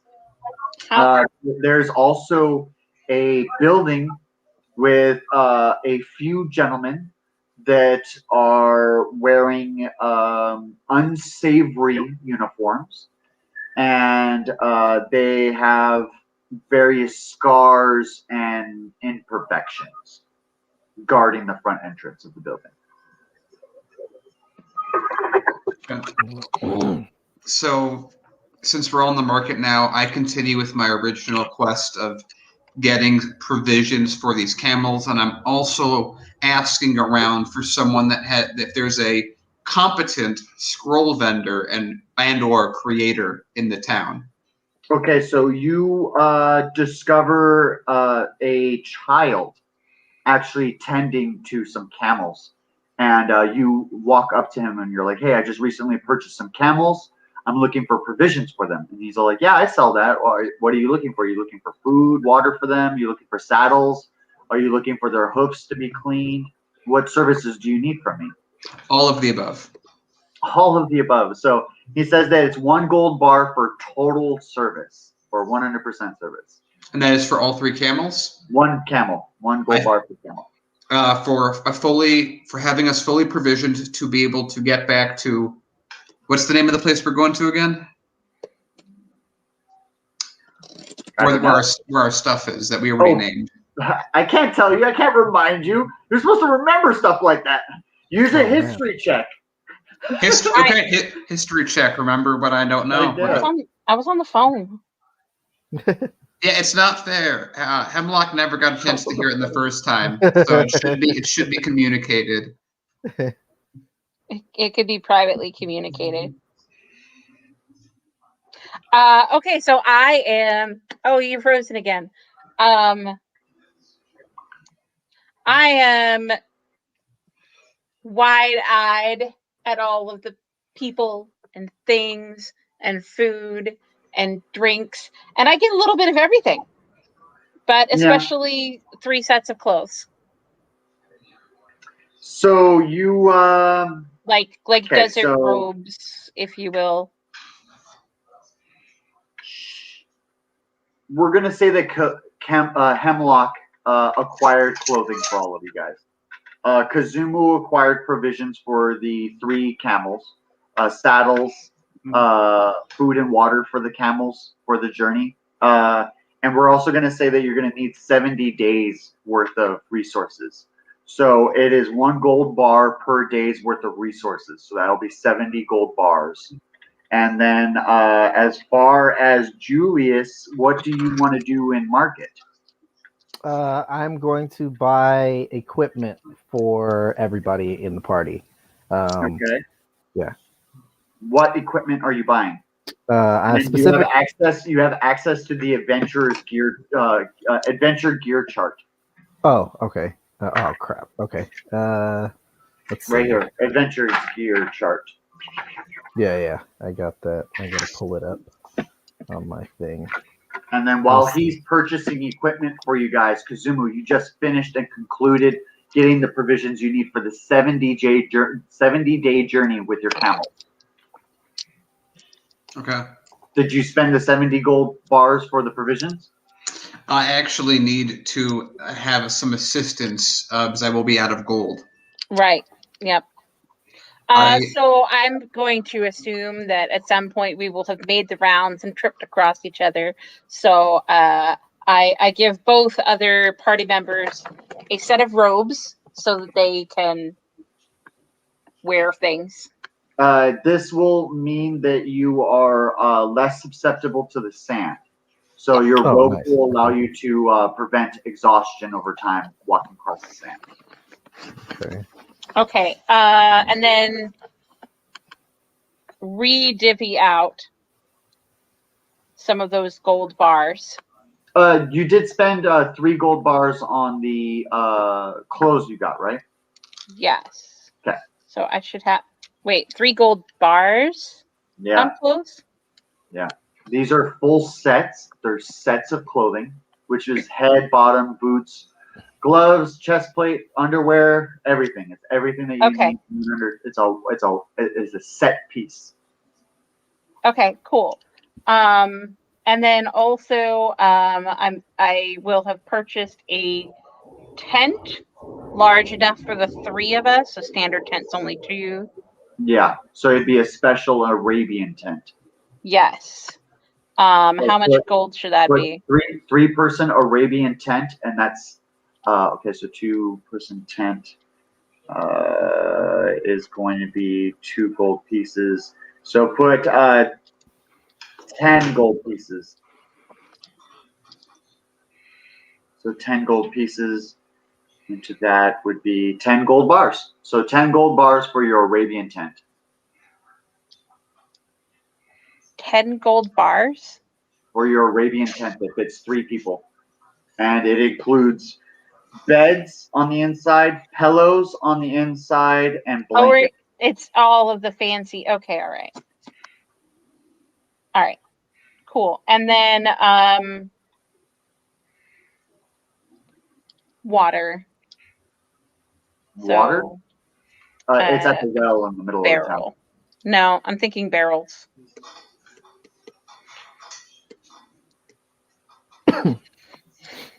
And I don't know how many camels he has negotiated for. So, you would have to go find Kazumu and talk to him about your negotiation. Julius, what are you currently doing after acquiring your equipment? So right now, basically, I'm buying, like I said, I'm buying weapons and armor for some basic weapons and armor for everybody. So I'm buying chainmail for all 3 of us. Whether it's I can't use chain. Oh, you can't? Okay. What can you use? Well, Julius, you wouldn't know. Need her character to negotiate stuff like that. Like you can't meditate. You got to find her character to negotiate stuff like that. Oh, okay. You have to find her character, like in game. Okay.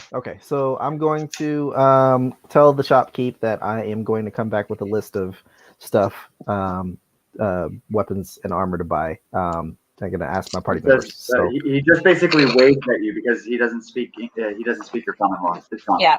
cool. So Okay. I'm gonna run over to Hemlock. Well, I'm also running over to Kazumu. Oh, great. So we're just gonna. So we're gonna powwow now. Yeah, let's Mhm. powwow. So I communicate to everyone that I have acquired 3 camels and provisions for the entire journey all the way through. I need 15 gold from each of you to finish the transaction, but once we do that, we will have everything we need to go back and get our gear. Okay, all right. Put a pin in that for a second. Are we riding the camels, or are they carrying our stuff? Also, put on a robe.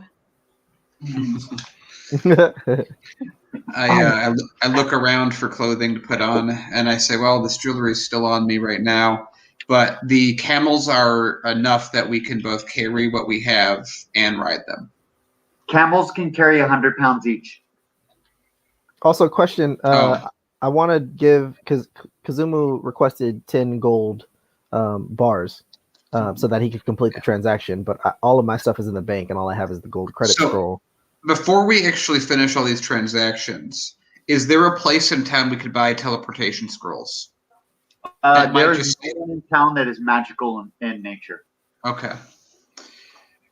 How about this? Because if I'm trying to think, if we can do this faster, because it's going to be a long journey to get there. Is there? I ask around. I say 1 second, and I go and ask around in the town if there is a nearby town that we can travel to that will be shorter than going 70 days, but will have higher level teleportation scrolls that we can use, so we can just get back. Insight check. You're gaining insight from the people in town. Okay. Insight check. I roll a 16 plus 2, 18.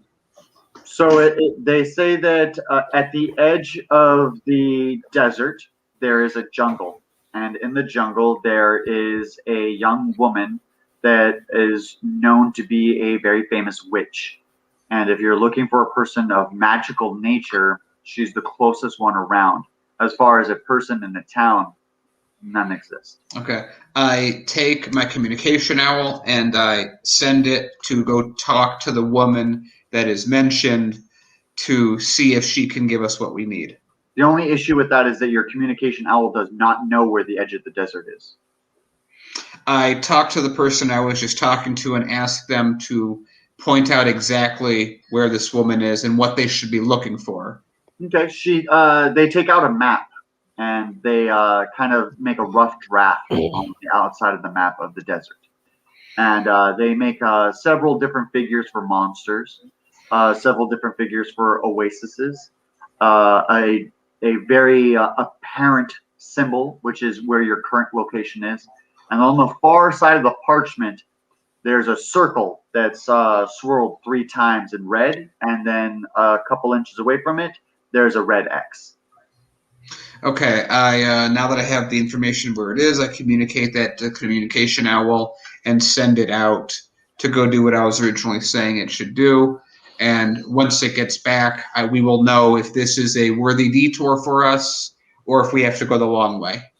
So an hour elapses, and you guys wait patiently, and then the owl comes in through the door. And you guys are drinking right now, kind of just having a grand old time talking about your guys' backstories and where you come from and kind of just knowing each other a little bit more. And the owl repeats to you the same voice that the woman says to the owl. And the woman says to the owl, well, what is it that you need of me? What is it specifically that you ask for? And it's very vague, and it's just a bunch of questions. You weren't specific enough with the owl for it to give a direct message. This is what I want to buy from you. This is what I want if you have it. You were more vague of like, are you magical in nature? If you can help us, let me know, so on and so forth. Okay, I tell the owl specifically to go back to her and say we are looking for either teleportation scrolls so that we can go back to where we came from, or if you have the ability to teleport us so that we can go back to where we came from. Okay, so the owl returns, and she does boons and boosts, 24-hour boons and boosts. That's what she does. So the best thing that she can offer you guys is a boon of triple speed for 24 hours. Okay, I have the owl go back and ask how much those cost and how many we can have available. To use her services is 1 gold bar per player. What do you guys think? This will probably, for going on a 70-day journey, this will cut it down to, well, a third of that. It's better than nothing. Oh yeah, that No, works for me. it won't take it a third of that. It's only for 24 hours that it's. Okay, just to Oh, clarify, yeah, that's right. are boons items that we can get, or They're just casts? they're like a spell that's put onto you from a third party individual. Okay. I send the owl back and ask if she would be willing to travel with us to keep reapplying the boons on us. Persuasion check. Mm.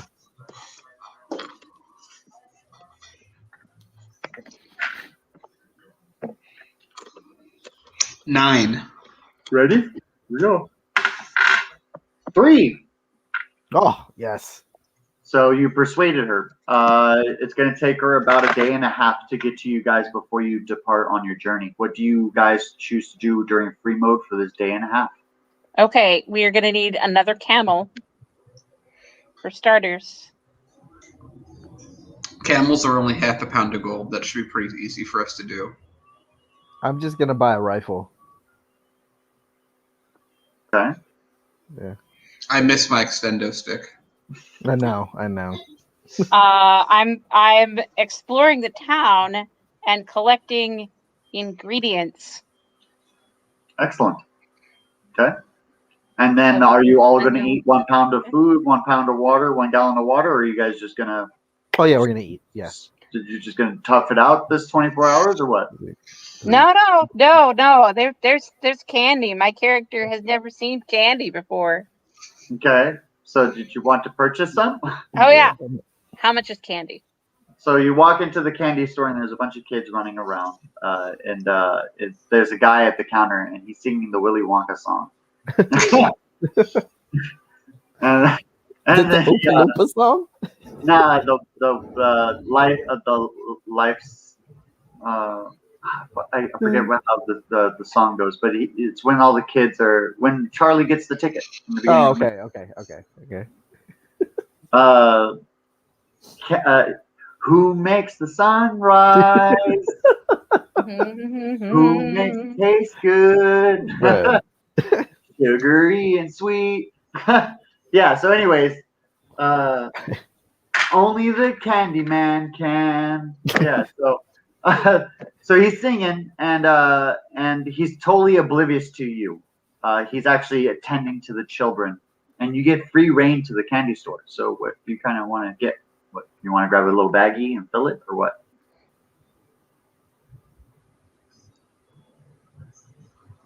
Would they have a little baggie? Why wouldn't they? It's a candy store. It's unknown time in the past. I don't know. They have little baggies. They would probably have. They would have a paper to wrap it up with, and like a ribbon. Maybe. Is that what you want it to look like? Yes. Okay, then that's what it looks like.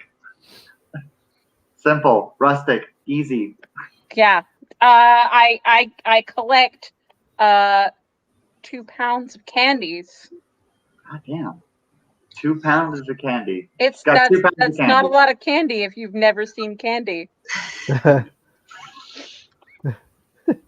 All right, and then Julius, you get a rifle, and the guy at the shop settles all of your transactions, and your voucher is starting to run low. Okay, how much do I have on my voucher? I had 55. How much have you been spending? Oh, okay. Well, how much was each piece of gear? Or I still bought the gear for everybody, right? Right, but okay. at this town, they're extortioning you. Oh, So okay. whatever is a gold piece on the adventure gear chart is going to be a gold bar. Right. Okay. So I had 55 gold bars. I think that brought us down to like what? Like maybe You're the one that 40? bought the equipment. Huh? Yeah, like You're the 40, one like that's like 40 bars in order to get everybody the armor and then like some basic weapons. Okay. And then I'm going to also go and buy 10 pounds of fish from the market. And In the desert? oh yeah, never mind. That's a 10 smart pounds thing to do. 10 I was pounds going of, to say you can get 10 pounds of scorpions. there you go. 10 pounds, are they edible? Yeah. Yeah, Okay, 10 pounds of Delicious. they're edible crunchy. They were a scorpions. delicacy in Sinjin. Yeah. Okay, 10 pounds of edible scorpions and 5 flasks of water. That's fine. Okay. Okay. And then we're going to go over to Kazumu, where you're going to finish up the last little bit of your time in the town before you depart. Mm-hmm. I have been sitting in solace mourning my extendo pole and waiting to see it again, and that has been continuing for a full day. Impressive. So the woman arrives, and she gives you guys the boost of speeding up to 3 times your speed for 24 hours. And Kazumu has persuaded her to continuously do this over and over again. So successfully reducing the journey by a third. Yes.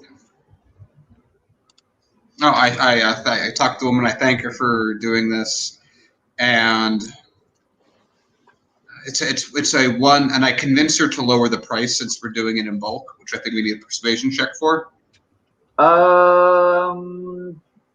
Yes and no. I kind of want a different check for that.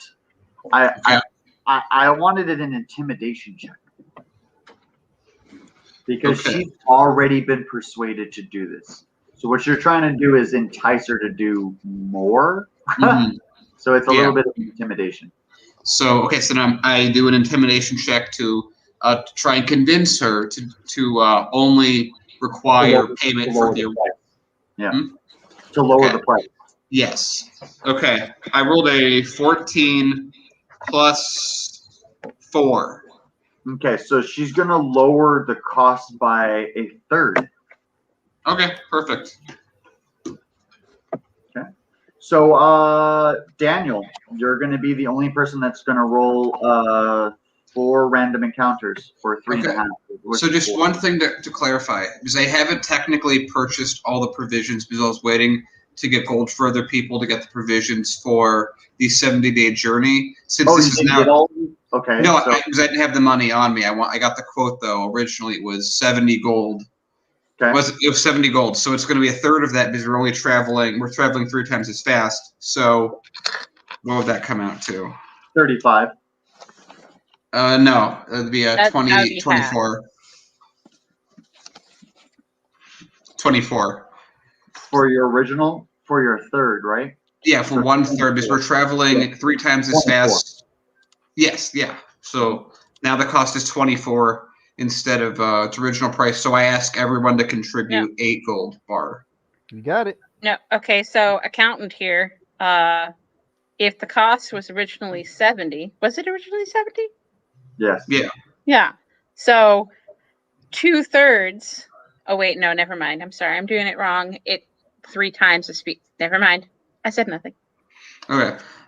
So I request the 8 gold bars from everyone, and then I request an additional because we got the same price off for the woman who was originally 1 gold bar a day for each of us to use, and it is now going to be a third of that going for 24 days. So she needs 8 gold bars total to pay. Each of us have to pay her 8 gold bars for the journey. Yes. And that's a one-way journey, mind you. Yeah, but we're not paying her to go back. She can do what she wants. It's fine. Okay, well, for the full set of robes and your share of the tent, that's 4 gold. So I'm going to give you 4 gold. That's fine. I'll give you the 8 gold that you need, and that leaves me with 16 gold. Sharing the Okay. candy and the dates is free. All right. Okay, So, and I'll you give you guys on all the camels. I'll consider a favor for free as well. All right. So all three of you sit on top of your camels. You get to name your camels. So each one of you name your camel. Yay. Lumpy. Mine is gonna be Wednesday. Uber camel. Nice. I have no idea. Yeah, that works. Why not? So Daniel, roll your 3 random encounters. So Kazumu can encounter that along the way. Okay, first roll. 8. Ooh, fuck. One of your camels die 10 days into the journey. One of the what? No. One of your camels dies 10 days. Oh into- no. Okay. I think we So, should all roll a 20 right sided here. die to determine From who's here, getting you're gonna have to figure out what you're gonna do. Are you gonna transfer Oh. your stuff into the other 2 camels? Well, How are you gonna? Hold on. I'm gonna use my zombified arm to zombify the horse. Ah! And That's genius! yeah, That's and turn it into a genius. zombie. So It's a zombie you camel. will have to tame that camel, Same and camel, that yeah. camel will have to be yours now. And Okay. the living All right. camel will be All right, hemlock. hold on. I'm rolling it. You know what? I'm So rolling now a Julius is D4 to against find you. out whose it is. Kazumo is your 1. Julius, your 2. Well, it's not going to Magic matter. Ladies 3. It does does. matter for the No, no. name. No, because Julius name. has to be the one that takes it over. So he's going to Yeah. get whoever. Matters for the name. It was the Magic Ladies, who I guess was unnamed, so you can call it whatever you want, Julius. Zombie camel. Zombie Campbell. Lumpy was a good name for a zombie Campbell. Okay, so I'm gonna roll. Well, fortunately, it was not my precious Lumpy. And you said animal handling. So I got 4, and I got 14 plus 4 for animal handling, so 18. Yeah, you got him. It's yours. Okay. It's just it's your zombie Yeah, camel. don't let your zombie camel be around the other camel. Yeah. Uh, You keep it. so You keep it over Julius- there. Julius's zombie camel no longer needs to eat or drink food. It doesn't need to consume resources. I'm going to give Kazumu, since I own his zombie horse, I'm going to give him Wednesday, my regular Okay. camel, and we're just gonna swap the gear, and I'm gonna put the gear Sounds back on good. my zombie horse. Perfect. Roll your second one. Okay. 4. Meteorites start to scrape across the atmosphere. Roll 1d10 for impacts. 9. 9 meteorites strike the surface of the earth. I'm going to roll for damage.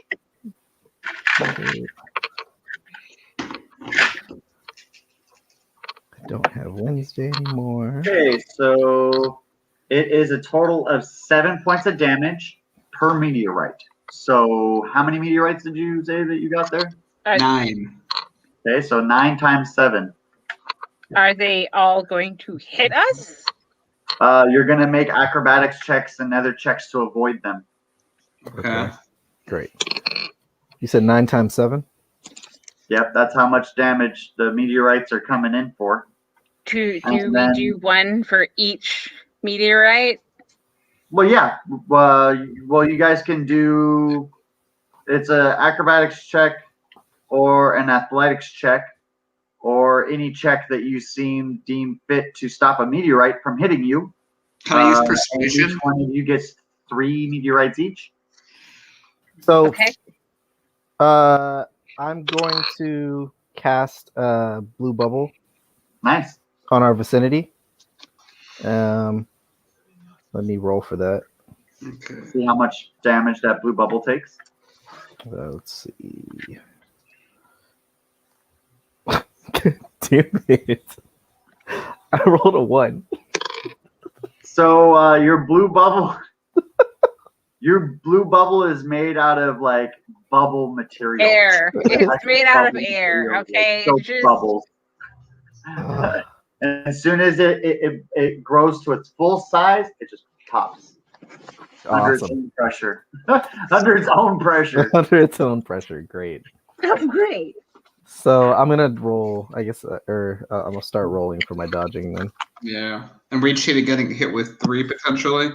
Yeah, 3. And it's up to you guys how you want to dodge it. You could do an acrobatics check or a strength check. You want to catch the meteorite. I don't know. You could do a lot of different try. Catch it? What? No. I mean, if you roll a 20 strength check, I'm pretty sure Suto Potato could have caught a meteorite. Yeah, he totally could have. Damn. Okay, so don't make it seem like it's impossible. I'm gonna Okay, roll for all right. acrobatics. Yeah, same here. Same. I missed So one. they are though. going to be 15 or higher checks for those. Okay. I missed one. How much damage did I take? You missed one. 7 points of damage. Okay. Cool. I got hit with one of them. 7. Did hit we with get one as any well. experience, 7. FYI, for all of our various barterings in Oh this yeah. town? Do Or what? was it? Did we get any? So you have transactions with the guys with the clothing, Robes the and robe, tent and the and snowflake. candy and spices. Correct. So 100 experience points. Okay. I got mine for camels, learning the language, getting a reduced price, convincing the woman to speed us with her boon the entire way, and reducing her price. Yeah, that's 275. I got the bank and the armor guy. What's level 2 that's experience? 100. Is that That's 600 100. or Okay, cool. 900? Yeah, there's 50 for the bank. Okay, cool. What was that? Level 2 experience points. Is that 6 or 900? I have to look at the chart. Oh, I'm sorry. I meant to get to level 3. Yeah, it's on that chart I had. I think it was 900. To get to level 3, you need 900 points. Yeah. That's what I thought. Okay. All right. Cool. And then second roll for second meteorites. Oh, I rolled. I only got hit with one. Oh, for all 3, you only got Yeah, hit with and I only got hit with one as well. Same also. Excellent. So each one of you took your 7 points of damage. Mhm. You end up on the edge of the Great Maw, and you come up over Bitter Ridge. And at this location, there is your large pile of equipment laying out in the open. Unfortunately for you, there is a caravan of bandits that are currently looting your equipment. They are joyously hitting their cups of ale together, and congratulations that they've come up on a great hoard of goods, and that it was such an easy accomplishment for bandits of their stature. And you see a small dark elf that is wearing curly shoes and a red top hat with a whip. And he comes out of like a wagon that's drawn by several dawn oxen. And he tells the bandits to get the supplies and put it in the caravan because they need to get on going. Perception check, Julius. Passive. You notice that it says Buzo's Traveling Circus on the side of the wagon. I have a Okay. 16 passive perception. Do I see that as well? No. Well, what you see is clowns getting like equipment ready and getting stuff ready for a carnival. Okay. I look at the guys and say, we have come too far to be fucked around by clowns. Even in my people hated clowns. We should ambush them, take them all out, and then take their equipment, and then continue on our journey. We have to get back to Darkfeather. How many of them are there? Oh yeah, perception check. How many of them are there? Investigation or insight. I'm sorry, insight. Insight's apparent. So how many people are there? Insight. And only one person needs to make this check. So who's the highest in insight? Let me see. I have I got a +3. plus Okay. 4. Plus Okay, 4. not me then. Okay, so I'll roll. Let's see. Ooh, 14 plus 4, so 18. Okay, so you have a total of 10 circus workers and Buzo the ringmaster. Kazumu, I Okay. also second the notion that we should ambush them. I have a How rifle. buff do I they could look? probably Do they look take out dangerous? the driver. We can also get the wagon after everything. And too. the horses that they have that are Right. tied, that are hooked Okay, up to the wagon. I do like this plan. It's very useful. Let's do it. Mhm. Okay, so we all sneak in to get close so that we could have an advantage when we ambush all these guys. Stealth checks for all three of you.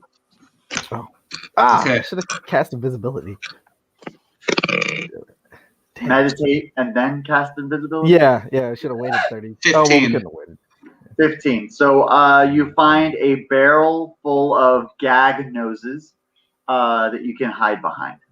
Okay, Well, I talked to Julius and What'd you- Hemlock. what'd you roll? I got 12. Okay, so there is a micro pool that the trapeze artists dive into.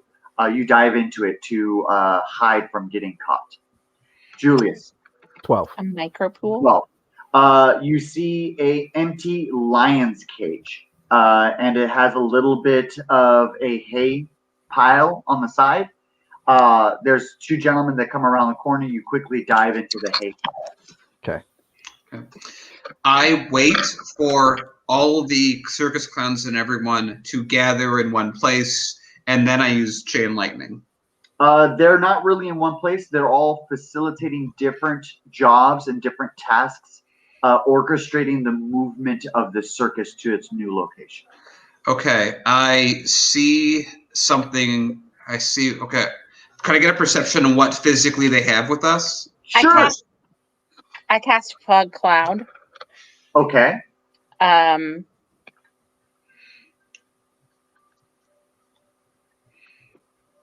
What do I need to roll for people to? Oh, at D20. I'm going to eat an edible scorpion. and I heal have some a HP. natural 20 with a +5 modifier. Okay.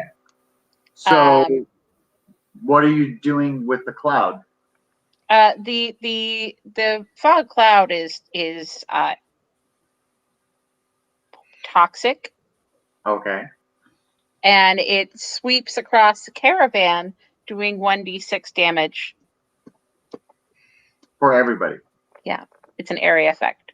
Okay. Are you guys close enough to breathe this in? Oh, I'm sorry. It is 2d6 damage. And no, I did this where we are here and the caravan peoples are over there. Because you're currently in a small pool of water. So you need to raise above the pool of water, and then you're going to cast smoke. So you're not Okay. readily near Kazumu, and you're not near Julius, because all three of you are actively sneaking into the caravan, inside of the caravan already. You are not far away. I see. This is what Kazumu made a very specific point, is he wanted to infiltrate. I see. Okay. Disregard. If we are able to get all these guys in a small area, my chain lightning will do what it did to the skeletons. So if we can get some distraction or set something on fire that we don't need, and they all run to it, I can take them all out. Okay. Let's see. Okay. I say, hey, hold on, you guys. I'm going to You'd be cast. whispering this, by the way, because you guys are kind of far away, like 16 feet away from each other. So you're going to need to whisper. Oh, this. okay. We need to whisper it. Okay. Okay, I summon my communication owl. That's a lot easier. Okay. Yeah, and I communicate what I just said, that we need to just get all these guys in a one spot without giving our position away. I can take them out, almost all of them, if not all of them, in one shot. Okay. We have to cause a distraction that attracts all of them. So how about So since we are back in the area where we were at before, and my non-corporeal companion is that's right, present, I'm just gonna go out on the limb, and they can tell that I'm here, and eventually make themselves known. And I send them out to get the attention of the circus people. So go run through the camp and make a distraction. Okay. And then while they're making a distraction in the camp, and these are creatures, by the way, so creatures are running amok. So Julius, what is your distraction? I'm going to shoot my fireball and light one of the tents on fire. Nice. Yeah. Okay. Okay. So I see this happening. I see the commotion, and I see that Julian has set the tent on fire, and now everyone has veered away from the animal, and everyone is trying to work to put out the fire on this tent. Once I see that everyone that we have seen is in that one spot, I begin casting lightning bolts, or not lightning bolts. So you're able to target 6 individuals putting out the fire. Ring Buzo yells out loud, "Boys, we're getting ambushed! Can't you see we're getting ambushed? Get your arms!" And you see 2 strong men that are a part of a show come out of a freak tent. And several other freaks emerge from the tent. There's a large octopus with a glass dome over its head with water on the inside. There's a kind of like bipedal lizard man. There's also the bearded woman. There's also a lot of other like freaks that are normally seen on a freak show. Just some various races and ethnicities that are unhuman in nature. One of the boar men, it gets his tusk caught on the tapestry of the freak tent and pulls it down, revealing a giant who is kneeling down, and he stands upright, a total of 60 feet in the air, and can overlook the entire carnival, or basically the entire caravan, and points at the moving hay pile that the fireball came from, and says, "He's lighting things on fire." Okay, how far are we from that group? You are a total of 25 feet. You are. I can't say how far the other 2 gentlemen are. So I've taken out the 6 people that were putting out the fire. Yeah, how much experience do I get for each of them? 1 experience points each. All right. Okay. So they're regular people, dude. Okay, so immediately after I see that a group of people have just come out of a tent all at once, I cast my second chain lightning on that remaining group. You're going to need to wait for initiative roll on that one to see. Okay. Also, how many people in total are there now? We took out 6 of the original 10. How many people came out of the 4 plus Ringmaster Buzo, so that's 5. Plus there's 5 circus freaks. Okay, all right. So we're looking at 11 you have people. 5 circus freaks. Okay. So the circus freaks, they came out of the tent one by one. So they're not all going to be in one general facility. Not only that, but they're also going to run to the assistance of the ambush. So they're not going to be all packed together. Okay. Not only that, but everybody that's in the carnival just watched you chain lightning a group of 6 people. They watched you fucking do it. So they're not going to allow you to do it again as easily as you did the first time. As far as Julius, you're going to need to actively hide once again from that giant. Okay. Okay. I try to duck behind a tent, and then when they're not looking, I want to throw the potion of petrification at the giant. Okay, so you're going to need to make a stealth check first. Okay. Because you're trying to remain hidden from your hay pail inside of the lion's cage. Okay. So that's stealth. So that's 12 plus 3, so 15.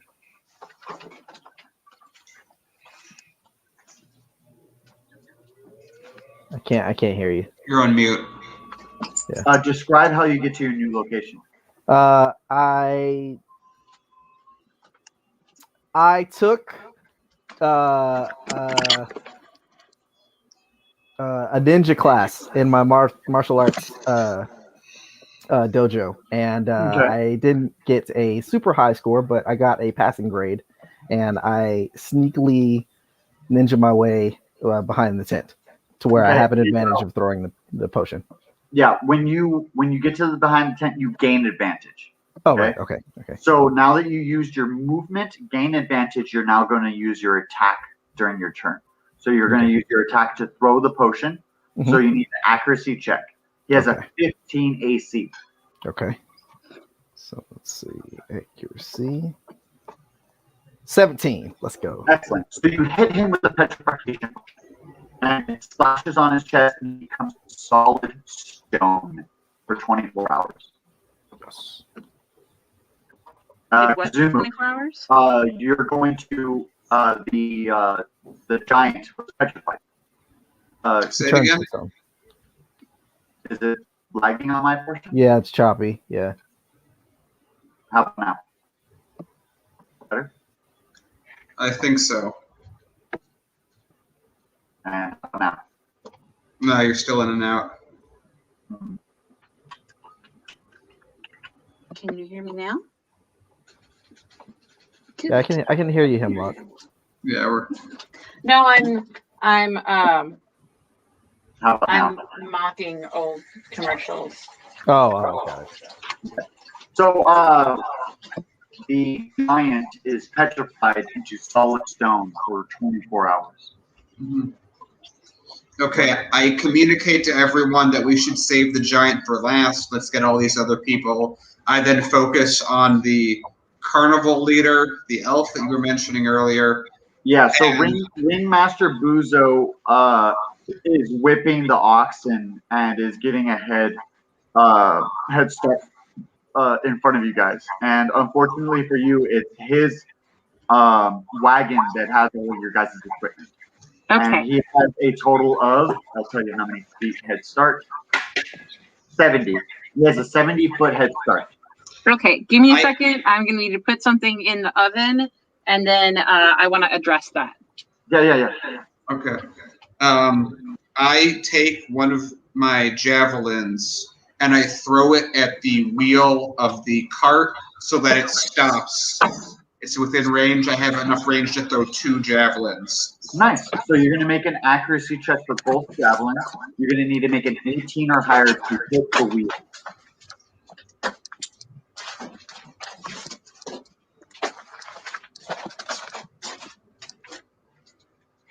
Okay, first one doesn't make it. Second one does. Okay, so the second one breaks the wheel, and it kind of starts shaking the wagon, but because it still has 3 wheels remaining, it kind of still keeps going along its way. Just not as fast. Okay. I begin running But after it. it's still 70 feet away. Wait, how many feet? Okay, so I use my extendo pull, which that's in the cart, isn't it? Yes, it is. No, wait, it couldn't be in the cart because it's bound to me, so they wouldn't be able to pick it up anyway. No, they wouldn't be able to use it. Oh, okay. Let's see. It would just be an ordinary stick. Okay, well, I see one of the horses nearby that's still attached to a cart. I break it off the cart, get on, and start chasing. All right, so I'm going to roll to see how many feet you catch up. Jumanji rules, 30. So 30 feet. You kept 30 feet, so they're 40 feet away from you. Okay, I have 2 more javelins. And you're currently in an active chase, Okay. trying to catch up to them. Okay, I have 2 more javelins. Can I throw them while I'm 30 feet away to get one more? You'll have to wait until your next turn. Did we not roll initiative? No, you're going to roll initiative after he starts the chase scene, which he just did. So now that the chase scene started, you need to see who's chasing who. So Daniel Kazumu has first No, off. I because- just thought the whole group. Never When mind. the whole group did initiative at the same time, you guys are doing individual things. So Okay, but who would go first? Kazumu did because he was actively attacking the boss. Okay, but he doesn't need to roll initiative because he was already enacting an action. okay. So then that would leave the other So- 2 players, you and Julius, to roll initiative checks. Yeah, I'm chasing after the boss who has all of I our wanted gear. to chase after the boss simultaneously, but we did not roll initiative to find out who does stuff work first. But that would be easily taken care of. All you say is that at the same time Kazumu was chasing after the boss, I also got on a horse and I also was chasing after him. It's up to you as a player to narrate that. Don't get mad at the other players. No, I'm not mad. I'm confused. I'm like, no, it's you have to narrate. You as a player, you're like, oh, where they already? No, I caught up. I didn't get left behind. No, like you gotta do that. You know, like I can't make that up for you. And Julius, before you get left behind, what are you doing? You're throwing potions. You just got done petrifying the giant. But you're muted. You're muted. I'm going to make a sprint to a vantage point to where I can see the cart and take a shot at him at the driver with my rifle. Nice. So your vantage point is only a mere 30 feet away from you, but it's on top of it's like kind of a burnt down tree line. Mm-hmm. So I run up there, and I whip out the rifle, and I take a shot at the driver's. You're going to make an accuracy check. Are you going to make an accuracy check on the oxen pulling? No, I'm aiming for his arm, so that he drops the reins. The wagon, or are you going to do it on the ringmaster Buzo? The Master Buzo's arm, kind of thing, to where he can stop driving. Can I lag right now? Yeah, I think you're lagging.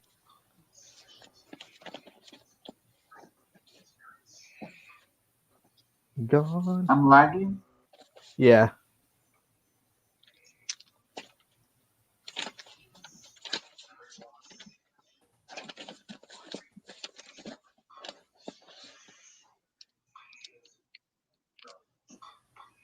You're just staring at us.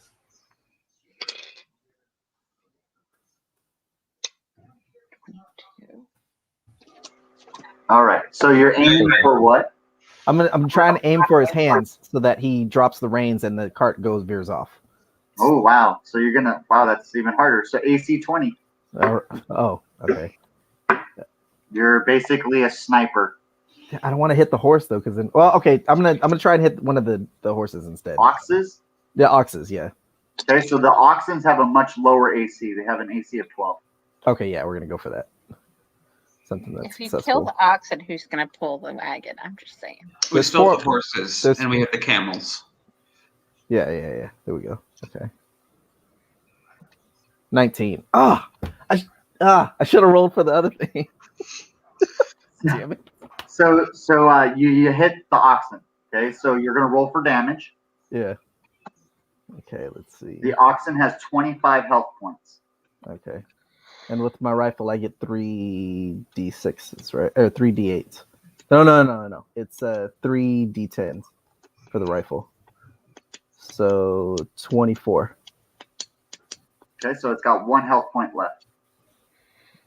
So you hit it in its critical spot. Narrate that.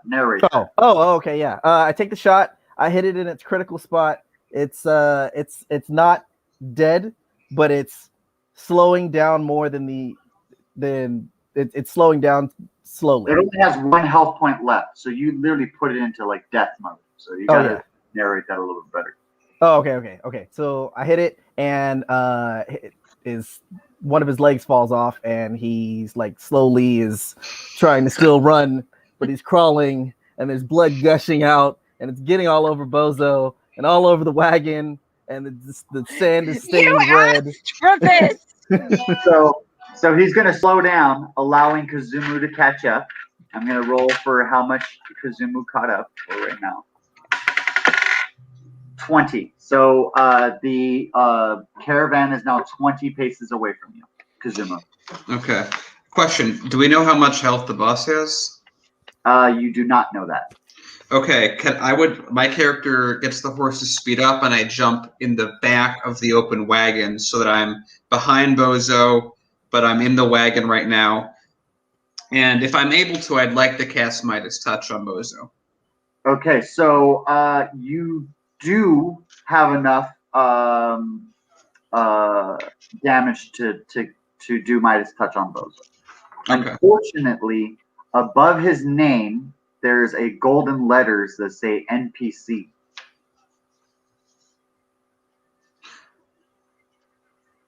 I'm not sure what that means. Non-playable character. Right. He's not an ordinary person in the world. He's something special. So something it makes you hesitate before doing the final blow. I intimidate him under threat of death to comply with us and stop the cart. Okay, so you basically hold his chest upwards and you're holding your Midas touch in your hand. And you're like, I'm going to Midas touch you if you don't stop this caravan and pull your oxen to a full stop. And you're going to not roll for that. You're going to intimidate him at that point in time. You jump onto the wagon. You're going to slow down. Hemlock, you're chasing behind. You're also catching up on the horse. And you see a bullet come. No, I never. You said you're chasing as well. No, I did not say that I was chasing them as well. I said I wanted to take an action. So and then I didn't do anything. So you just stood there? I apparently just sat there and saw that everybody was going that direction. They got it handled. I'm going to turn over here since everybody's out of the way now and cast Fog Cloud. Okay. Killing everybody else inside of the circus. Yeah. Right. So she lets out a fog cloud. Hemlock of the Trench lets out a fog cloud out of his ass cheeks. That is not how it works. It's not how it works. It's still not how it works. That's all right. It's 11 damage. All right. The AC is 22. Fluid and blood, and the entire circus then chokes on their own vomit, laying on the ground slowly. Do you hear him making up stuff about my racial abilities over here? And then, so Julius, you're gonna see this huge puff of like gas just like envelop the whole circus area. And all these people just start dropping and dying. Oh my God. And then you're also going to see that Kazumu enters the front part of the wagon and is now holding Ringmaster in the air. And he's going to do Midas Touch. And you can see him through your rifle. Awesome. And Kazumu, you're holding him at Midas Touch point. Yes. What do you want to do? So now the cart has stopped. I say, you have stolen all of our equipment. You will first and foremost return it and then explain yourself and who you are. At this point, just to clarify, everyone's dead, the giant's petrified, and the ringleader is now under my intimidation. Yeah. Okay, so I say, all of your crew are dead for what you guys have done. We have traveled days to reclaim our equment, and you months. Guys... Yay, yeah. Months. And we have just gotten here. Yeah, what month is it now? So you guys have the calendar. Yes, well, I have a calendar. However, I don't know what day we started on. So Kazumu knows the last day on the calendar you guys were at, so you can keep track of the days. Right. So I just don't know what day we started at. Kazumu does, and Julius does. Okay. You guys need to tell me what day that was. Hammer 9. Hammer 9 is Hammer a month? Yeah. Hold on. I also have a really crappy look. It's so blurred. I know. When I can send a better version. Please do. I was about to say. Yeah. I'm like, what do you need? Hammer 9. Let's see. Can we one day there and like one day there. Plus. So so first things first, Kazumu. You're talking to Ringmaster Buzo, right? Mm-hmm. All right, give me a second. Let me get to his dialogue. Calendar. While they're doing all this other stuff here. Wow, this thing's huge. Dun, dun, dun, dun, dun, dun.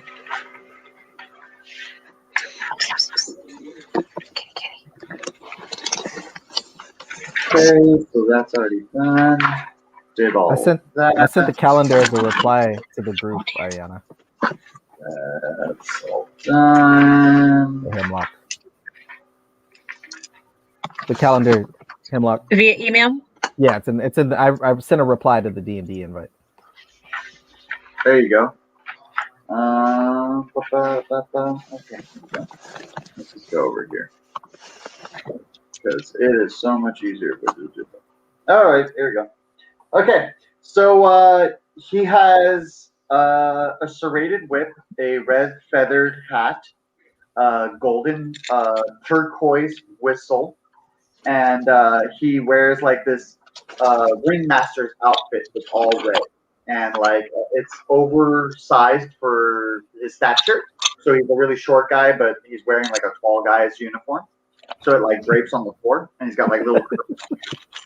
And he's a dark elf, so he's got little pointy ears, and he's black in his face, and he's got no pupils. His eye is all dark vision, so his eyes are pure pitch black. You speak elf, so the first words he says to you is in Elven, and he says, "Put me down, peasant." He's all like, "If the goods you seek, the goods you shall have." Okay, I say, you're not getting put down until the goods I seek are the goods that I have. And at this point, the cart has come to a stop. I demand that he immediately hand over his whip to me, slowly and carefully, or I will immediately turn him into gold. Yeah, you can do that. So he's going to give you the whip. It's a bladed whip that is 0 to 60 and does your player's level damage d6. So you're level 3, so it'll be 3d6. Okay. Can you say that one more time? I'm writing it down right now. 0 to 60? Correct. Okay, and damage is? Your player's level d6. d6. Okay. Okay. And that's it for that one? Yep. Serrated whip. Serrated whip. Okay, so now that I have the whip, I order him to get off the cart and stand. I call everyone else in the area, Julius and Hemlock, to come over. I have gotten the cart. I reclaim all the gear that was originally lost and now stolen, including the javelins I threw. I unhook the basically dying right now ox off of the wagon, and the other ox as well. Since there was another wagon that we saw earlier, I have us all transfer it over to that other wagon since it has all its wheels working, unlike this one, which has only 3 wheels working. They should have spares, though. Yeah. Okay, so either way, we transfer it or we put a spare in. Either way, we have gained a wagon. The horse that Hemlock has, we can get those put into the wagon. So now we have 2 fresh horses, and then we go and get the camels and and we thank the woman who came with us with the boon for her time. And I offer her something that is of the circus to take with her on the way back, and I give her one of the camels to return with. So she actually she denies the things that you give her. So she denies you the camel and all that stuff. She actually tends to the ringmaster, and she starts to make sure that he's well-being and everything else. He's a man of great importance. Okay. And the NPC golden letters over his head, they vanish and are replaced by side quests above his head. Oh. Okay. Oh. I asked the lady who's tending to the the circus person, what is the significance of this gentleman? I sense great power in him, or great importance. He owns a majority of Whitefell. I immediately Demand half. That doesn't work. He's immune to intimidation, and he's immune to like persuasion. He's immune to those two things. I ask her if he has any offspring. No, it's just him. It's just him, and he's really into like paperwork and deeds. Oh, I see. He's really really organized, and he doesn't represent anybody, but he has eyes and ears in every town. He also has guards. I'm pretty sure trained on us right now, even though you banquet his entire caravan of regular individuals. Okay. I speak to the individual and I say, we are going to sign a contract right now of non-aggression between us. I take out piece of paper, and a pen and ink, and I write out a non-aggression contract saying that we will stay away from each other. However, if there is something that we can do for each other, we should stay in communication. And I say, sign this. He takes your ledger and he makes slight modifications to it. He says, for this to be valid, you're going to pay me 25 gold pieces every day for your own personal protection in my land. I laugh at him. I laugh at the gentleman and say, I will do no such thing. I can end you right now, regardless of the consequences. You will not be able to do anything else. This is a reasonable and fair deal that you will not live the end of the day if you decide otherwise. He laughs and replies to you that he doesn't have to do anything he tells you, and you've made a mistake by letting him go. I say, okay, if that's the case, then I will turn you into gold. And that'll be your... Say it again? He says, attempt it. Well, since it worked enough before, my character knows that it will work again, and I do attempt the Midas touch. Unfortunately, you Midas yourself, and your arm partially turns into solid gold. Midas myself. Interesting. I laugh, knowing that my troll regeneration will heal this wound, and I have just made myself slightly richer, and I say, is that all you have? He says, yes, I hold great magical power, and you mean nothing to me. And he snaps his finger, and an arrow flies into Hemlock's shoulder. Hey! Hemlock takes 1d6. Meanwhile, here's Hemlock minding his own business, 1d6. healing the ox. He says, attempt it again, and he raises his hand. I grab his hand so he cannot snap. So you grab his hand, he snaps with his other hand, and an arrow flies into Julius. I grab both hands. Julius takes 1d10 damage. Would you stop fucking with me already? I mean, like, you just need to manage your own shit. I don't care where you come from, Kazumo. You need to stop bringing me into your nonsense. So you're holding both of his arms, and at this moment in time, the woman grapples you, and you lose your next turn as she starts to strangle you and choke you. Okay. I am not saving you. Tired of this shit. Well, I'm being strangled, so I don't pay attention to that. Well, you lose a turn. So Buzo is going to stand upright and stare down at you, and he's like, once again, you're going to sign this. And he walks over with the parchment and puts the pen in your hand as you're getting choked. I cross off the 0 and the 20, so it remains with 2, and then I sign it. Before he notices that you do it, he says, good. And he just rolls it up. He doesn't even notice that you did it. He just rolls it up and he puts it in the pocket.